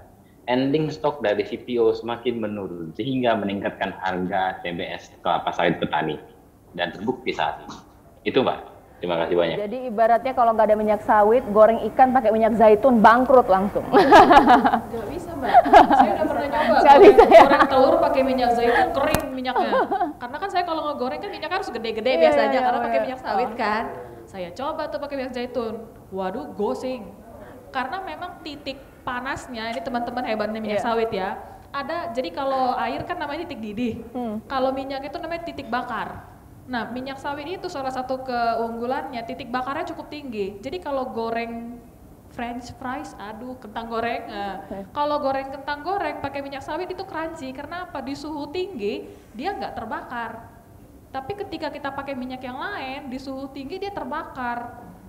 Kemarin saya ada lihat video Nagita Slavina goreng apa makanan Italia yang bentuknya kayak panjang-panjang, churros. Makanan Italia digoreng pakai minyak sawit. Crunchy dia jadinya, lebih crunchy karena titik bakarnya lebih tinggi daripada yang lain. Itu salah satu uniknya minyak sawit saya bisa bilang. Wah luar biasa ya, nggak bisa hidup lah kita tanpa sawit. Tapi mungkin di sini Pak Jono, pertanyaan dari masyarakat ketika ada sebuah industri yang diuntungkan adalah korporasi atau perusahaan, yang masyarakat sekitar ini dianggap ya tidak berdaya, tidak diuntungkan. Nah, dengan adanya perkebunan sawit, seberapa besar petani-petani sawit lokal juga diuntungkan, disejahterakan, dan dapat manfaatnya? Ini Mbak, ini pertanyaan yang luar biasa. Jadi, ini kebanyakan bukan hanya orang-orang di luar negeri, dalam negeri pun mengatakan sawit itu yang menguntungkan hanya para pengusaha. Jangan salah, di Indonesia komposisi kelapa sawit, petani kelapa sawit itu nomor 2. Perusahaan yang paling besar, yang kedua adalah petani, yang ketiga adalah PTPN, perkebunan milik negara. Jadi petani kelapa sawit memiliki sekitar 41% dari total lahan, sekitar 6,2 juta hektar kalau saya katakan. Itu adalah angka yang sangat luar biasa dari Sabang sampai Merauke. Kita bayangkan petani kelapa sawit ini dari peningkatan kita lihat dari peningkatan harga kelapa sawit saat ini. Dari Sabang sampai Merauke, dari perkotaan sampai ke pedesaan, itu semua orang diuntungkan dengan multiplier efek yang sangat luar biasa dari kelapa sawit. Yang paling khusus adalah petani kelapa sawit. Jika kalau misalnya yang besar adalah perusahaan, yang diuntungkan yang biasanya pemegang saham. Kalau misalnya petani yang diuntungkan adalah pemilik kebunnya, petaninya, keluarganya, anak-anaknya, saudara-saudara yang diajak bekerja di sana, dan orang-orang di sekitar sana. Nah itu menjadi multiplier efek yang sangat luar biasa dari kelapa sawit. Makanya sawit itu menjadi sebuah UMKM, ekonomi kerakyatan. Dengan adanya kelapa sawit, petani kelapa sawit sangat diuntungkan. Daerah-daerah yang dulunya tertinggal sebelum ditanami kelapa sawit, setelah ditanami kelapa sawit, infrastruktur, perekonomian, edukasi di pedesaan meningkat. kita bisa lihat fakta-faktanya di Sumatera, di Kalimantan, dan provinsi lainnya. Kita bandingkan data dari kabupaten yang dengan perkebunan kelapa sawit dan tanpa perkebunan kelapa sawit. Tingkat kemiskinannya jauh menurun jika mereka menanami kelapa sawit. Baik. Itulah luar biasanya kelapa sawit. Mas Jono, karena kalau dengan adanya biodiesel ini, apakah ada yang berbeda atau mungkin membuat petani sawit semakin diuntungkan kah dengan harga TBS mungkin? Ya, jawaban saya jelas, tegas, lugas, akurat, yes. Petani sawit sangat diuntungkan. Terbukti dengan harga sawit saat ini di harga 3.000, harga TBS petani kelapa sawit di harga 3.000. Ini menjadi sesuatu yang luar biasa untuk petani kelapa sawit. Di awal 2020, B30 itu kan berjalan di Desember 2019. Dan di tahun 2020, di awal pandemi, di saat komoditas lain anjlok, di saat ekonomi lain anjlok, kita lihat Provinsi Riau sebagai salah satu provinsi yang paling bertahan di kala pandemi karena mayoritasnya adalah kelapa sawit, dan itu multiplier efek ke Indonesia tentunya. Dan pun kalau misalnya kita lihat dari harga TBS petani saat ini, harga 2.000 itu Mbak, itu menjadi cita-cita yang sangat luar biasa dari petani kelapa sawit 2 tahun 3 tahun yang lalu. Wah. Sekarang harganya sudah 3.000. Luar Salah biasa. satunya apa? Dengan biodiesel 30. Kenapa? Itu bisa berhubungan, itu yang selalu sampaikan kepada orang-orang bahwa ending stock itu menjadi penentu.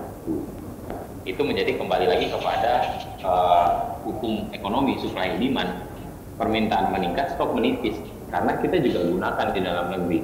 Jadi orang luar negeri itu berbondong-bondong mereka bersaing untuk mendapatkan minyak sawit kita. Itu Ini Mbak. baru B30 ya, kalau lagi kemudian naik persentasenya kebutuhannya berarti permintaan semakin ya Mbak ya?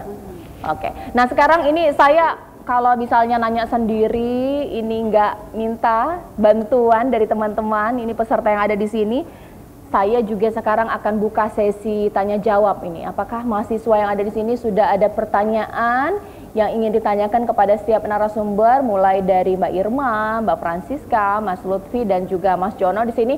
Boleh, silakan bertanya, maju saja ke depan. Sini mic-nya ada di depan. Langsung saja ke pertanyaannya. Ada? Ayo, jangan malu-malu. Dapat nilai A dari saya. Oke, langsung. Ayo, silakan Mas. Monggo. Wah, tepuk tangan dulu dong.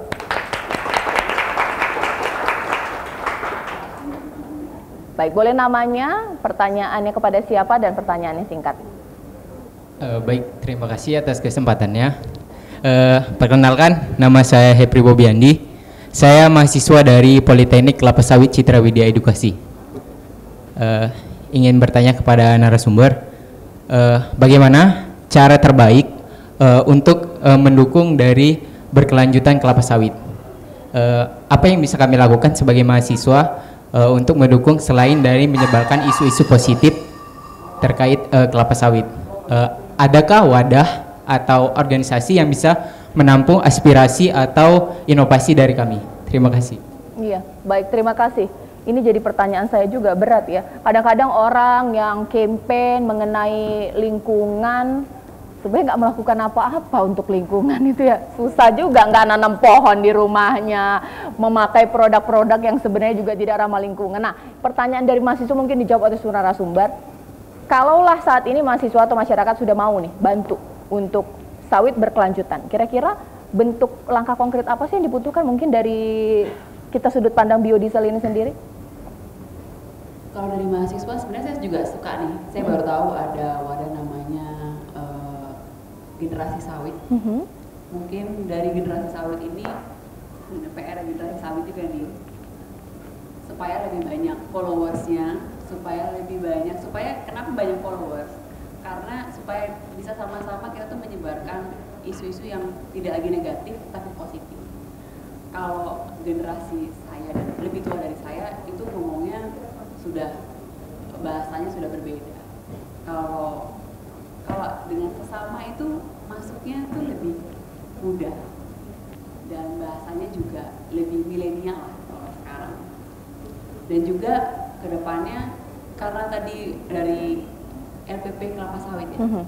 Nah ini kita butuh mungkin riset-riset ke depan tentang kelapa sawit yang lebih berkelanjutan. Justru ini PR dari para mahasiswa sih. Kalau dari kita industri, kita sudah bergulir memproduksi apa yang saat ini sedang berjalan, dan kita menunggu dari generasi muda kira-kira punya inovasi apa lagi. Jadi kita butuh inovasi yang lebih banyak dari generasi muda. Banyak nggak sih minat dari generasi muda untuk terlibat di biodiesel sawit ini?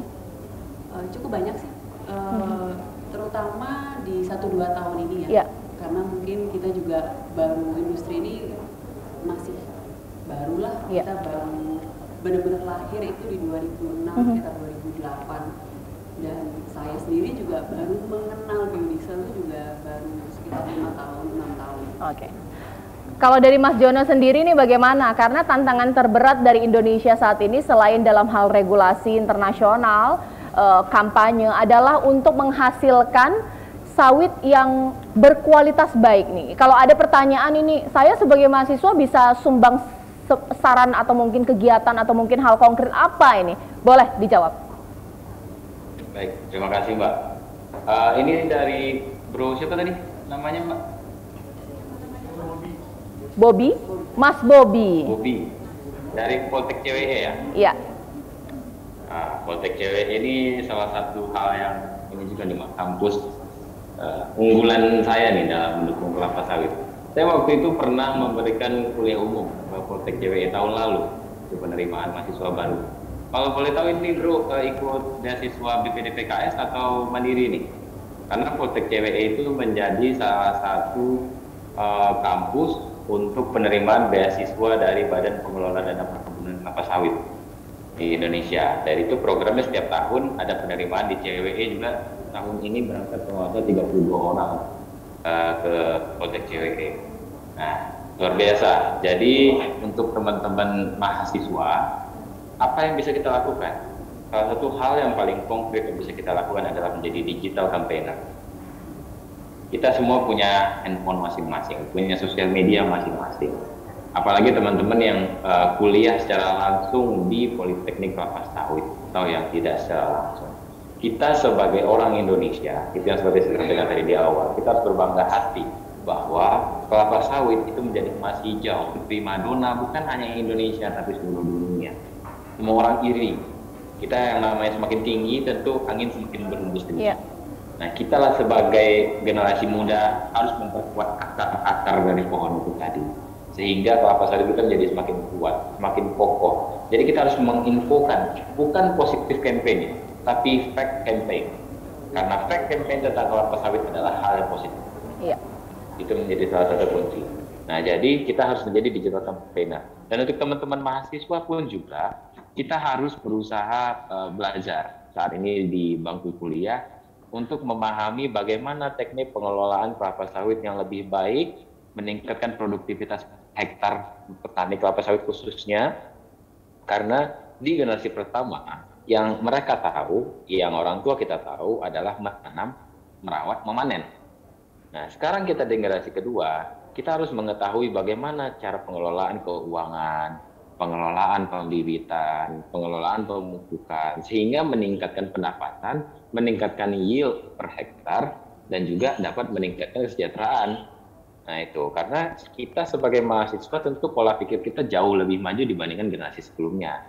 Nah, jadi dengan hal itulah kita harus berkontribusi. Dan juga kita sebagai generasi muda, kita jangan berpikir sebagai petani itu kita yang memanen, kita yang memupuk. Bukan, kita bisa menjadi pengelola.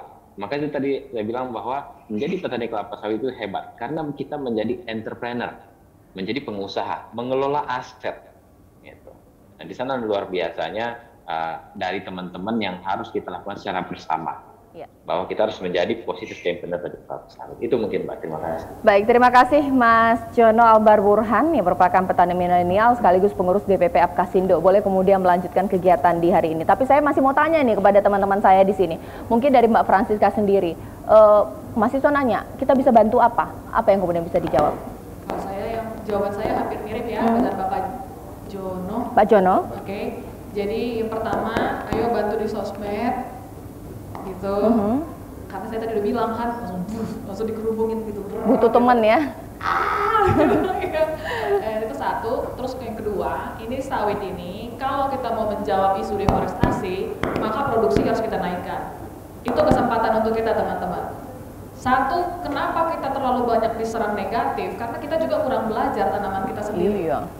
Mereka itu di luar sana udah duluan belajar, oh itu tanamannya begini, begini, begini. Makanya mereka bisa menciptakan isu negatif, kan gitu. Kalau kita nggak ngerti ini barang apa, bagaimana kita bisa tahu ini jeleknya apa? Jadi kita sekarang ke depannya, menurut saya ya, saya juga mahasiswa sih, dan saya juga bagian penelitian sekarang.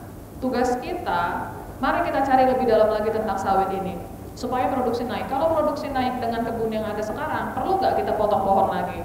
Enggak. Apalagi nanti kalau Bu Irma buat B40, otomatis kita butuh CPO-nya banyak. Kan begitu. Jadi produksi harus naik. Bagaimana teman-teman mahasiswa perannya? Penelitiannya. Memang penelitian sawit itu berat. Tanamannya kan tanaman tahunan, 25 tahun. Jadi kalau penelitian butuh waktu, Mbak. Begitu. Jadi penelitiannya menurut saya harus ditingkatkan lagi. Karena, nah wadahnya apa? Kalau teman-teman punya ide, ada yang namanya BPDPKS, Badan Pengelola Dana Penelitian Kelapa Sawit. Mantap. Jadi mereka bisa mendanai, itu ada wadahnya. Kalau teman-teman punya ide tentang riset di kelapa sawit, menurut saya seperti itu. Oke. Kalau misalnya Mas Lutfi, misalnya ada yang ingin terlibat nih dalam generasi sawit ID ini, bisa nggak ya? Kegiatannya apa aja ya?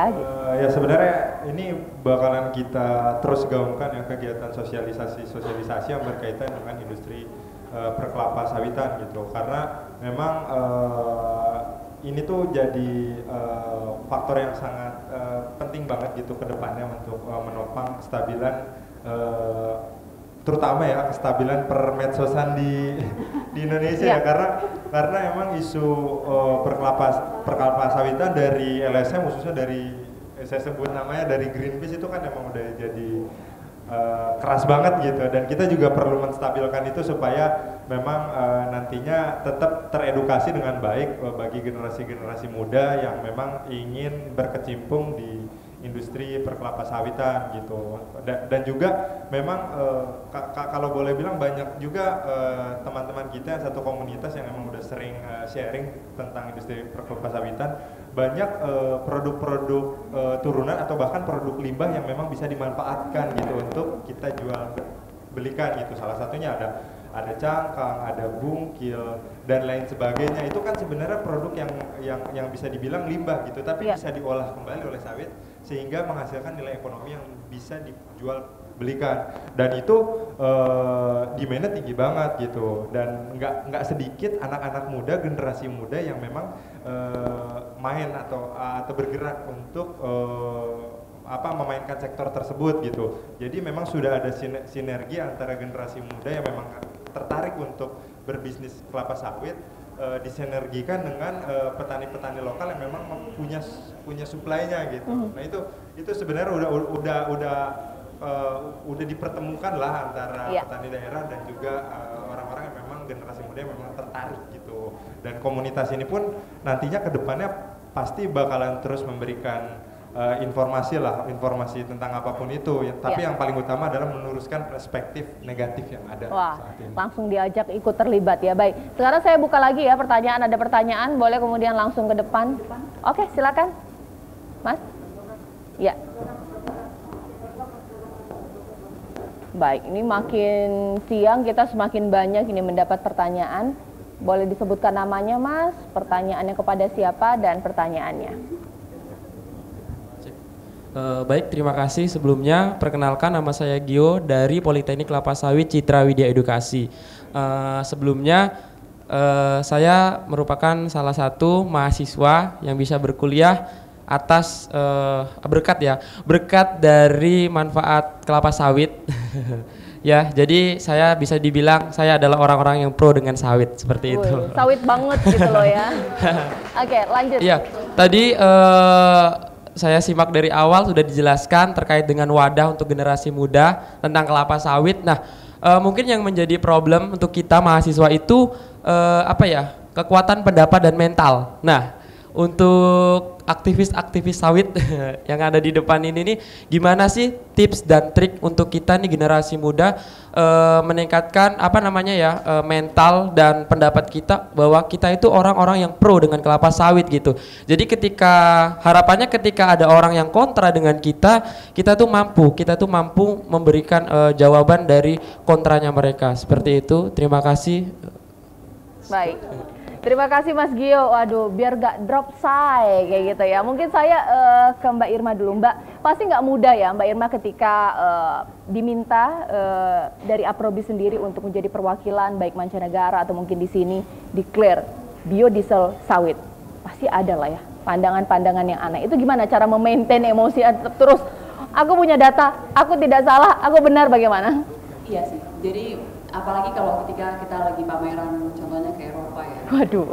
Saya jaga booth, udah banyak tuh dapat makian-makian dari orang-orang. Jadi ada yang baru bertanya ke saya, so Indonesia nih lagi memamerkan apa?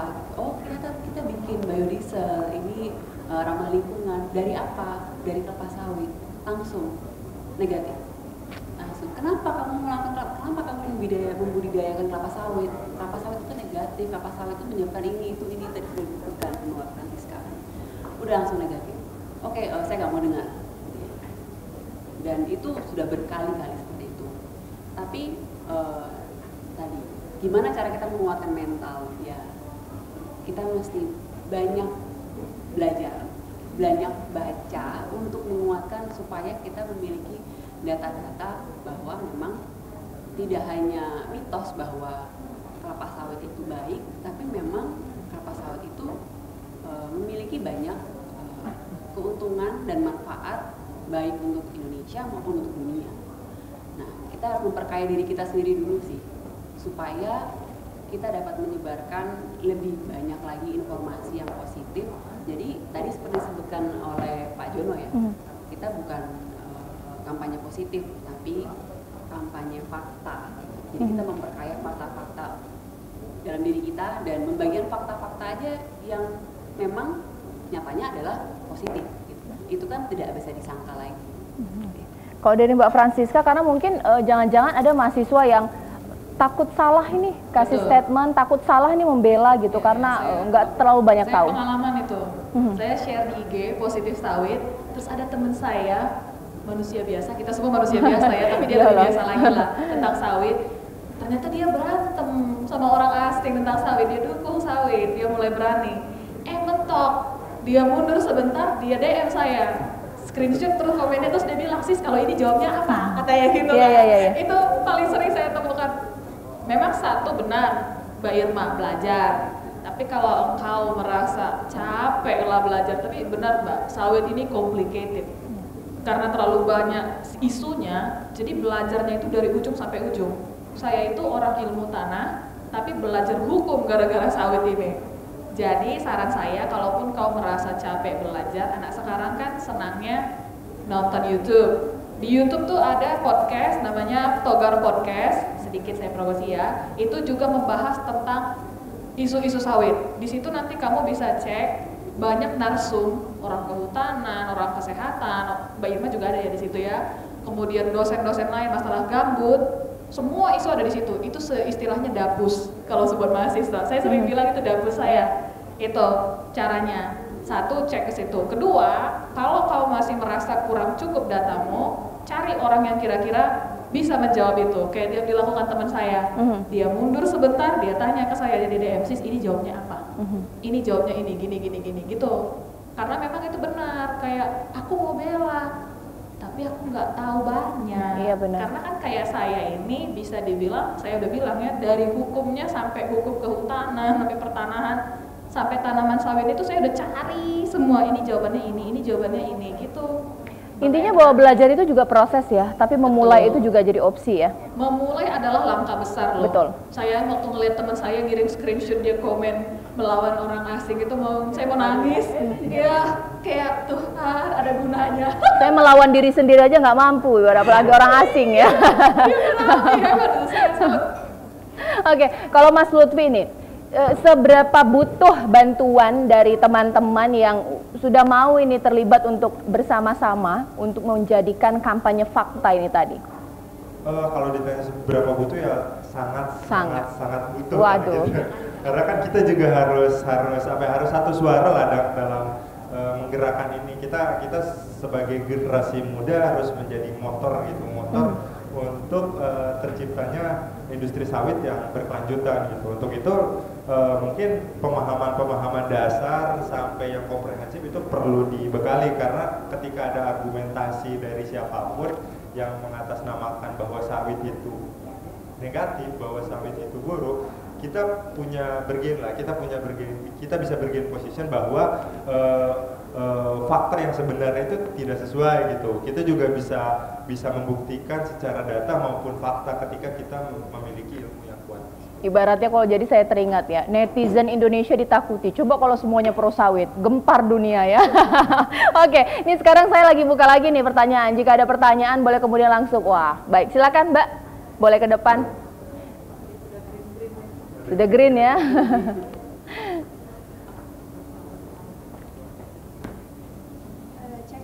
Oke, selamat siang. Perkenalkan saya Okti dari IPB. Di sini mungkin saya ada 2 pertanyaan ya untuk semua narasumber. Yang pertama, ini kan soal generasi sawit pastinya kan ramainya untuk generasi muda gitu ya. Sedangkan faktanya kita tinggal sama orang tua kita gitu. Nah, mungkin gimana sih, pengen tahu aja ya gimana cara yang efektif biar kita juga bisa menjelaskan gitu atau ngasih ibaratnya knowledge lah untuk orang tua kita sendiri yang memang awam gitu kan. Nah, kalau untuk pertanyaan kedua, masih masuk sih sama pertanyaan pertama, tips and trick mahasiswa atau orang awam yang mungkin mencari tahu tentang kelapa sawit. Nah itu tuh berita yang valid tuh gimana sih cara kita dapetinnya gitu, atau ciri-ciri berita yang valid tuh kayak gimana sih, mungkin itu aja sih. Okay. Terima kasih. Mungkin saya ke Mbak Francisca dulu ya. Ada rujukan tidak platform, website? Kayak kalau dosen bilang jurnalnya kamu jurnalnya di mana ini? Jurnal yang benar. Jangan sumber kamu itu yang pertama, kalau kalian meragukan kebenarannya, cek sama orang yang berkecimpung. Kalau saya sih gitu, Mbak. Aktivisnya gitu ya? Bukan aktivisnya aja. Kalau misalnya ada isu tentang tanamannya, saya cari orang PPKS, Pusat Penelitian Kelapa Sawit. Saya cari. Mereka kan juga punya media sosial. Kemudian kalau mencari pengusahanya, saya cari. Ada yang namanya GAPKI, Gabungan Pengusaha Kelapa Sawit Indonesia, saya cari. Benar nggak seperti itu, Pak? Saya tanya. Begitu caranya. Sekarang itu medsos mah udah banyak, kamu cari apa aja di IG muncul semua. Iya benar. Ya kan? Jadi saran saya sih seperti itu. Kalau baca berita, lihat dulu ini berita berat sebelah atau tidak, gitu kan. Kemudian setelah itu yang kedua, tanya orang yang berkecimpung di situ, atau tanya dosenmu, gurumu, yang kira-kira menurutmu capable untuk menjawab tentang itu. Oh ini keahliannya tanaman, berarti bisa saya tanyain gitu. Kemudian kalau masalah mengajari orang tua, waduh, siapa kamu mengajari saya, katanya. Umur saya lebih panjang daripada umurmu. Atau mungkin gini, orang tuanya ngeluh, Francisca kok kamu kok di media sosial kata saudara itu diserang mulu, kamu punya banyak musuh gitu ya. Bagaimana cara menjelaskannya? Kalau begitu sih saya cuma bisa bilang, jadi sebenarnya ini sesuatu kebenaran yang belum tersampaikan. Ini, tapi ingat ya, posisi kita anak muda, mereka orang tua. Sampaikanlah dengan rasa hormat. Sampaikan saja pelan-pelan, dibawa santai. Tapi ingat, kamu juga harus sudah pegang faktanya duluan. Kalau saya sih itu aja, tips and triknya. Begitu kira-kira.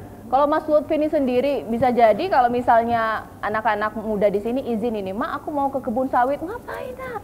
Kerja mah itu ke gedung tinggi gitu ya. Oh, kamu kok gitu gitu. Mungkin seperti itu tuh gimana tuh caranya? Yang mungkin sampaikan sajalah fakta yang ada di lapangan seperti apa ya. Karena memang kenyataannya juga mungkin banyak juga sih sebenarnya orang tua yang memang udah melek soal industri kelapa sawit ya. Bahkan mungkin kalau di lingkungan saya ya, khususnya orang tua yang ada di sekitar saya udah paham betul tuh bagaimana manfaatnya sawit buat lingkungan sekitar gitu. Tapi kalau memang ada orang tua yang seperti itu ya mungkin kita bisa datangkan langsung petaninya, terus kita tanya langsung terus kita kasih langsung ke orang tua biar benar-benar konkret lah ya tentang faktanya seperti apa. Seperti itu aja sih mungkin kalau dari. Kalau Mbak Irma sendiri sebenarnya seberapa menjanjikan sih kalau misalnya anak muda ini terjun langsung ke biodiesel sawit? Seberapa menjanjikan berarti untuk di pekerjaan ya? Iya, jadi bisa kasih tahu ke orang tua nih Bu, ini nggak main-main ini kalau aku terlibat langsung ini. Iya, jadi sebenarnya sekarang sudah seperti di kementerian seperti itu ya, dan yang bergerak di bidang energi juga banyak yang ternyata lulusan-lulusan dari pertanian. Iya. Karena sudah ada energi yang dari pohon seperti itu. Dan juga industri ini sangat berkembang. Jadi dari 2006 itu kita cuma punya ada 4 perusahaan nih. Kalau bicara tentang lowongan pekerjaan ya. Jadi dari 2006 itu kita cuma ada 4 perusahaan dan saat ini sudah lebih dari 20 perusahaan dan akan bertambah lagi, sudah ada beberapa calon anggota lagi yang akan bergabung di Aprobi sendiri. Ya. Jadi dan kapasitas pabrik kita pun terus meningkat karena kebutuhan terus meningkat. Jadi lowongan pekerjaan jangan dikhawatirkan. Pasti akan terus ada. Dan tadi saya menambahkan juga benar, kita sekarang cari apapun ada kok di sosmed. Di Instagram lah paling gampang. Cari fakta-fakta di Instagram juga banyak. Nah, kalau ada pertanyaan lebih lanjut yang ingin ditanyakan mengenai biodiesel, biofuel, atau renewable energi lainnya lah, atau sawit juga boleh, nanti bisa DM ke Instagramnya Aprobi, nanti tim kita bisa bantu jawab. Aku mungkin masih ingin mendalami ya dari Mas Lutfi ya, sebenarnya apakah semua platform atau sumber informasi tentang sawit yang baik ini banyak? Karena kalau kita lihat mengenai kelestarian lingkungan atau informasi mengenai lingkungan hidup, sustainable, itu banyak semua dikuasai oleh LSM yang tadi sempat Mas sebutkan. Jadi seakan-akan mereka yang mengkooptasi informasi, percayanya itu aja. Yang tadi apa sebenarnya? Greenpeace ya? Oke, gimana itu Mas? Nah, ya sebetulnya kalau dari sisi penyebaran informasi melalui platform media sosial, dari tentang industri kelapa sawit yang saya cari selama ini mungkin nggak terlalu banyak ya, tapi mungkin ada juga ya seperti BPDP, misalkan Generasi Sawit sendiri, dan media-media lain, dan media-media mainstream pun sebenarnya sekarang udah mulai ngegeser nih isu-isu yang tadinya gencar banget nih memberitakan isu negatif tentang kelapa sawit. Ketika mereka diliterasi, diberi sosialisasi, mereka mulai menggeser perspektifnya ke arah perspektif yang dapat menguntungkan industri kelapa sawit secara positif. Nah, maka dari itu mungkin untuk platform-platform lain yang mengatasnamakan LSM, contohnya Greenpeace, seharusnya lebih bisa kooperatif lah dalam menyampaikan informasi. Kalau memang mereka salah satu aktivis lingkungan yang mengedepankan independensi, harusnya ya memberikan informasi yang kooperatif juga gitu. Jangan hanya menghantam suatu industri yang sebenarnya faktanya nggak sesuai gitu. Nah itu kan jadi feedback yang negatif juga gitu untuk masyarakat gitu. Kalau memang mau mengkritik ya pemerintah ataupun industri yang berkaitan dengan kelapa sawit pun pasti welcome. Nggak mungkin mereka menyanggah atau apapun. Tapi jangan lupakan juga gitu dampak-dampak yang memang diberikan dari industri kelapa sawit terhadap lingkungan sekitar. Nah, kooperatifan itulah yang harus dimunculkan seharusnya oleh LSM semisal Greenpeace itu, Mbak. Oke, menjadi closing statement di sini ya, di sesi dialog kita ini mungkin saya pertama kali ke Mbak Irma. Apa yang kemudian ingin ditegaskan dan mungkin mengajak kalian generasi muda untuk lebih kritis dalam melihat sawit ini tidak seperti apa yang diberitakan selalu berdampak buruk, tapi ternyata banyak sekali manfaatnya? Yang utama adalah kita mesti bangga kita punya kelapa sawit yang sangat banyak di Indonesia. Kita menjadikan diri kita, kalau dulu bilangnya raja minyak itu adalah Arab Saudi, ya kan? Kita bisa bilang bahwa kedepannya kita bisa jadi raja minyak juga. Tapi minyak yang dari tanaman, yang renewable dari pohon, dan juga bukan hanya manfaatnya untuk energi, tapi juga bisa untuk makanan, untuk oleochemical, untuk skincare, untuk kehidupan kita sehari-hari, kita nggak bisa hidup 24 jam tanpa sawit. Jadi kita mesti bangga akan sawit Indonesia menjadi raja minyak berikutnya. Nah, luar biasa. Kalau dari Mbak Francisca seperti apa? Kalau dari saya, karena bangga sawit kan udah dari Mbak Irma. Kalau dari saya, pesan saya untuk teman-teman semuanya, mari kita sama-sama dukung industri sawit. Jangan tukat-tukat, asik. Jangan takut-takut untuk mendukung sawit. Kalaupun dibilang sawit merusak lingkungan, ingat, hanya 16 juta hektar di Indonesia. Total kawasan hutan 120 juta hektar. 16 juta dari 120. Apa sih itu nilainya? Gitu ya. Jadi yang 16 juta ini sudah bisa membuat biodiesel, bisa buat batik lagi. Bisa buat batik, bisa buat macam-macam. Kita harus bangga. Terus sama-sama ayo kita dukung sawit Indonesia dengan medsos kita, karena anak muda masalah hidupnya medsos aja kayaknya sekarang. Medsos kita, terus kalau di medsos pun teman-teman ada generasi sawit, kemudian ada sawitku, ada proud to be sustainable, ada cerita sawit, banyak kalau kalian cari, oke? Semangat mencari ya teman-teman, semangat belajar sawit juga, udah itu aja. Mas Lutfi boleh? Oke, generasi muda khususnya teman-teman saya semuanya, intinya jangan terus-menerus termakan isu ya, terutama isu deforestasi yang mengatasnamakan industri sawit, khususnya banyak banget ya tagline yang menyebutkan no palm oil, no palm oil.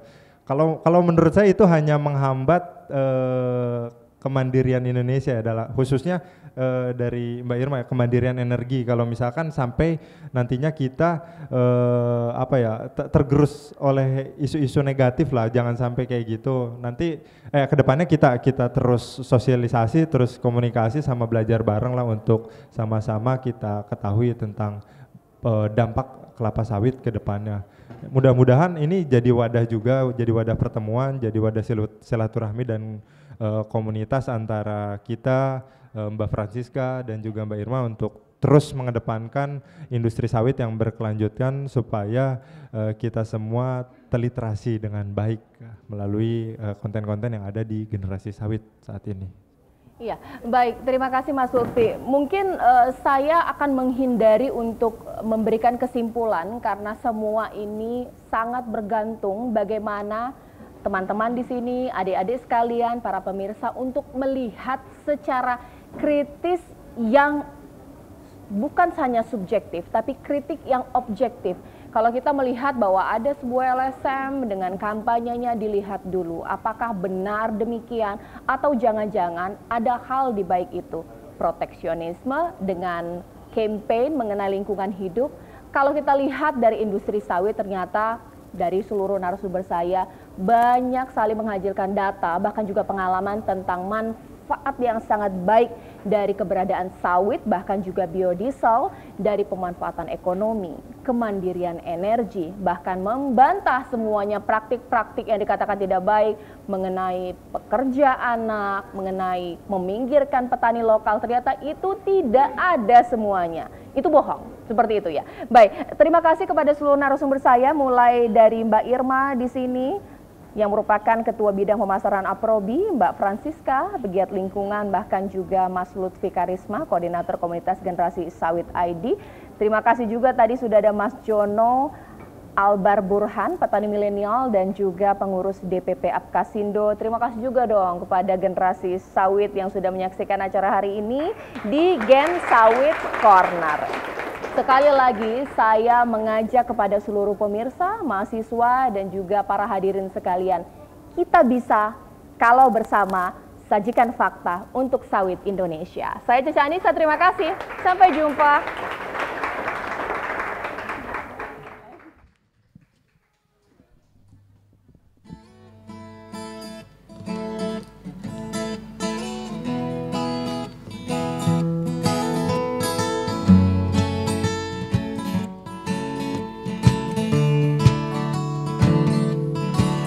Well, you don't need to fit out felty. I'll try keep it you just to hold it on melty or fell right to the crack. No, I'm trying to get back before the good don't run out. If you're giving me my bestest, nothing gonna stop me with the TV in the station. Rocking it, taking my turn. So any song, love song, but I won't be so change. No more, no more. It cannot wait. I'm yours.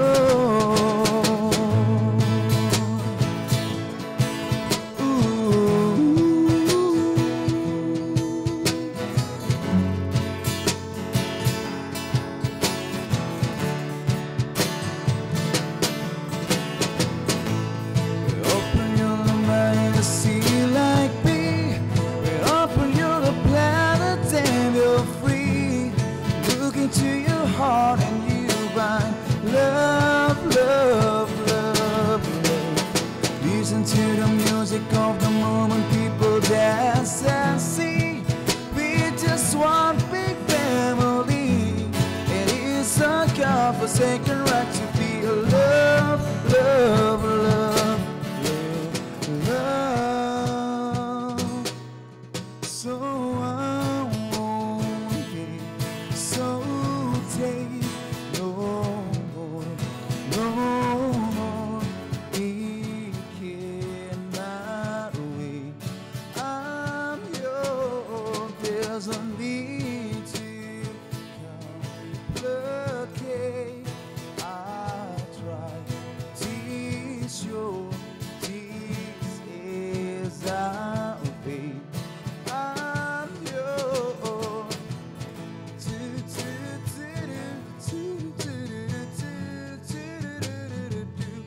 Discovers of you, and I will never move you. I've been still way too long. I check and trading in the mirror. My branding of reflect what just is trying to see clearer. But the breath for the glass. And our soul and drift never lie. I think this thing is singing is another be the reason. To yourself up and tells me just to go within the season. It's why I'm to do. Only me so love so but I won't be so take no more. No more, it cannot wait. I'm yours. There's a need to complicate. I try teach you. This is our fate. I'm yours. We open your mind and see like me. We open your planet and you're free. Look into your heart and you find disguise your. So please stop, please stop, please stop. There's no need to complicate. 'Cause our time is short. These are our fate. I'm yours.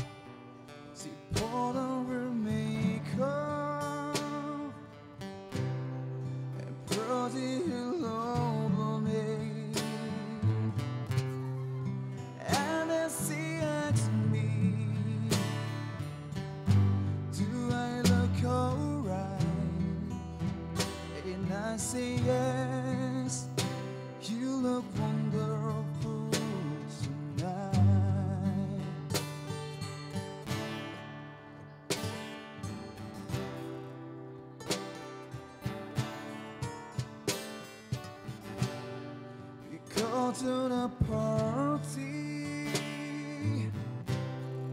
and everyone turns to see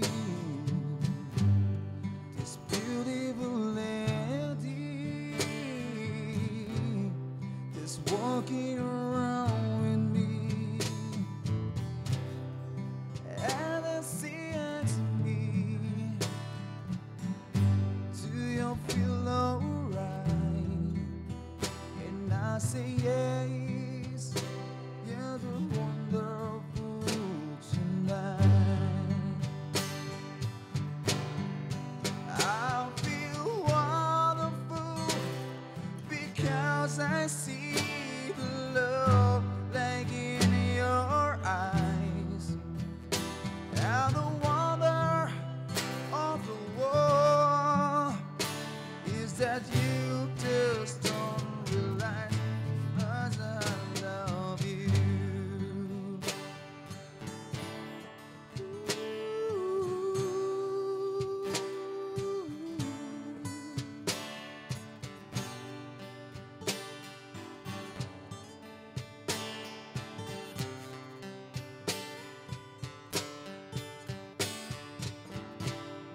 It's time to go home now, and I've got a racing head. So give me the car keys, so help me to the bay. And then she asks me, do you feel alright? And I say yeah,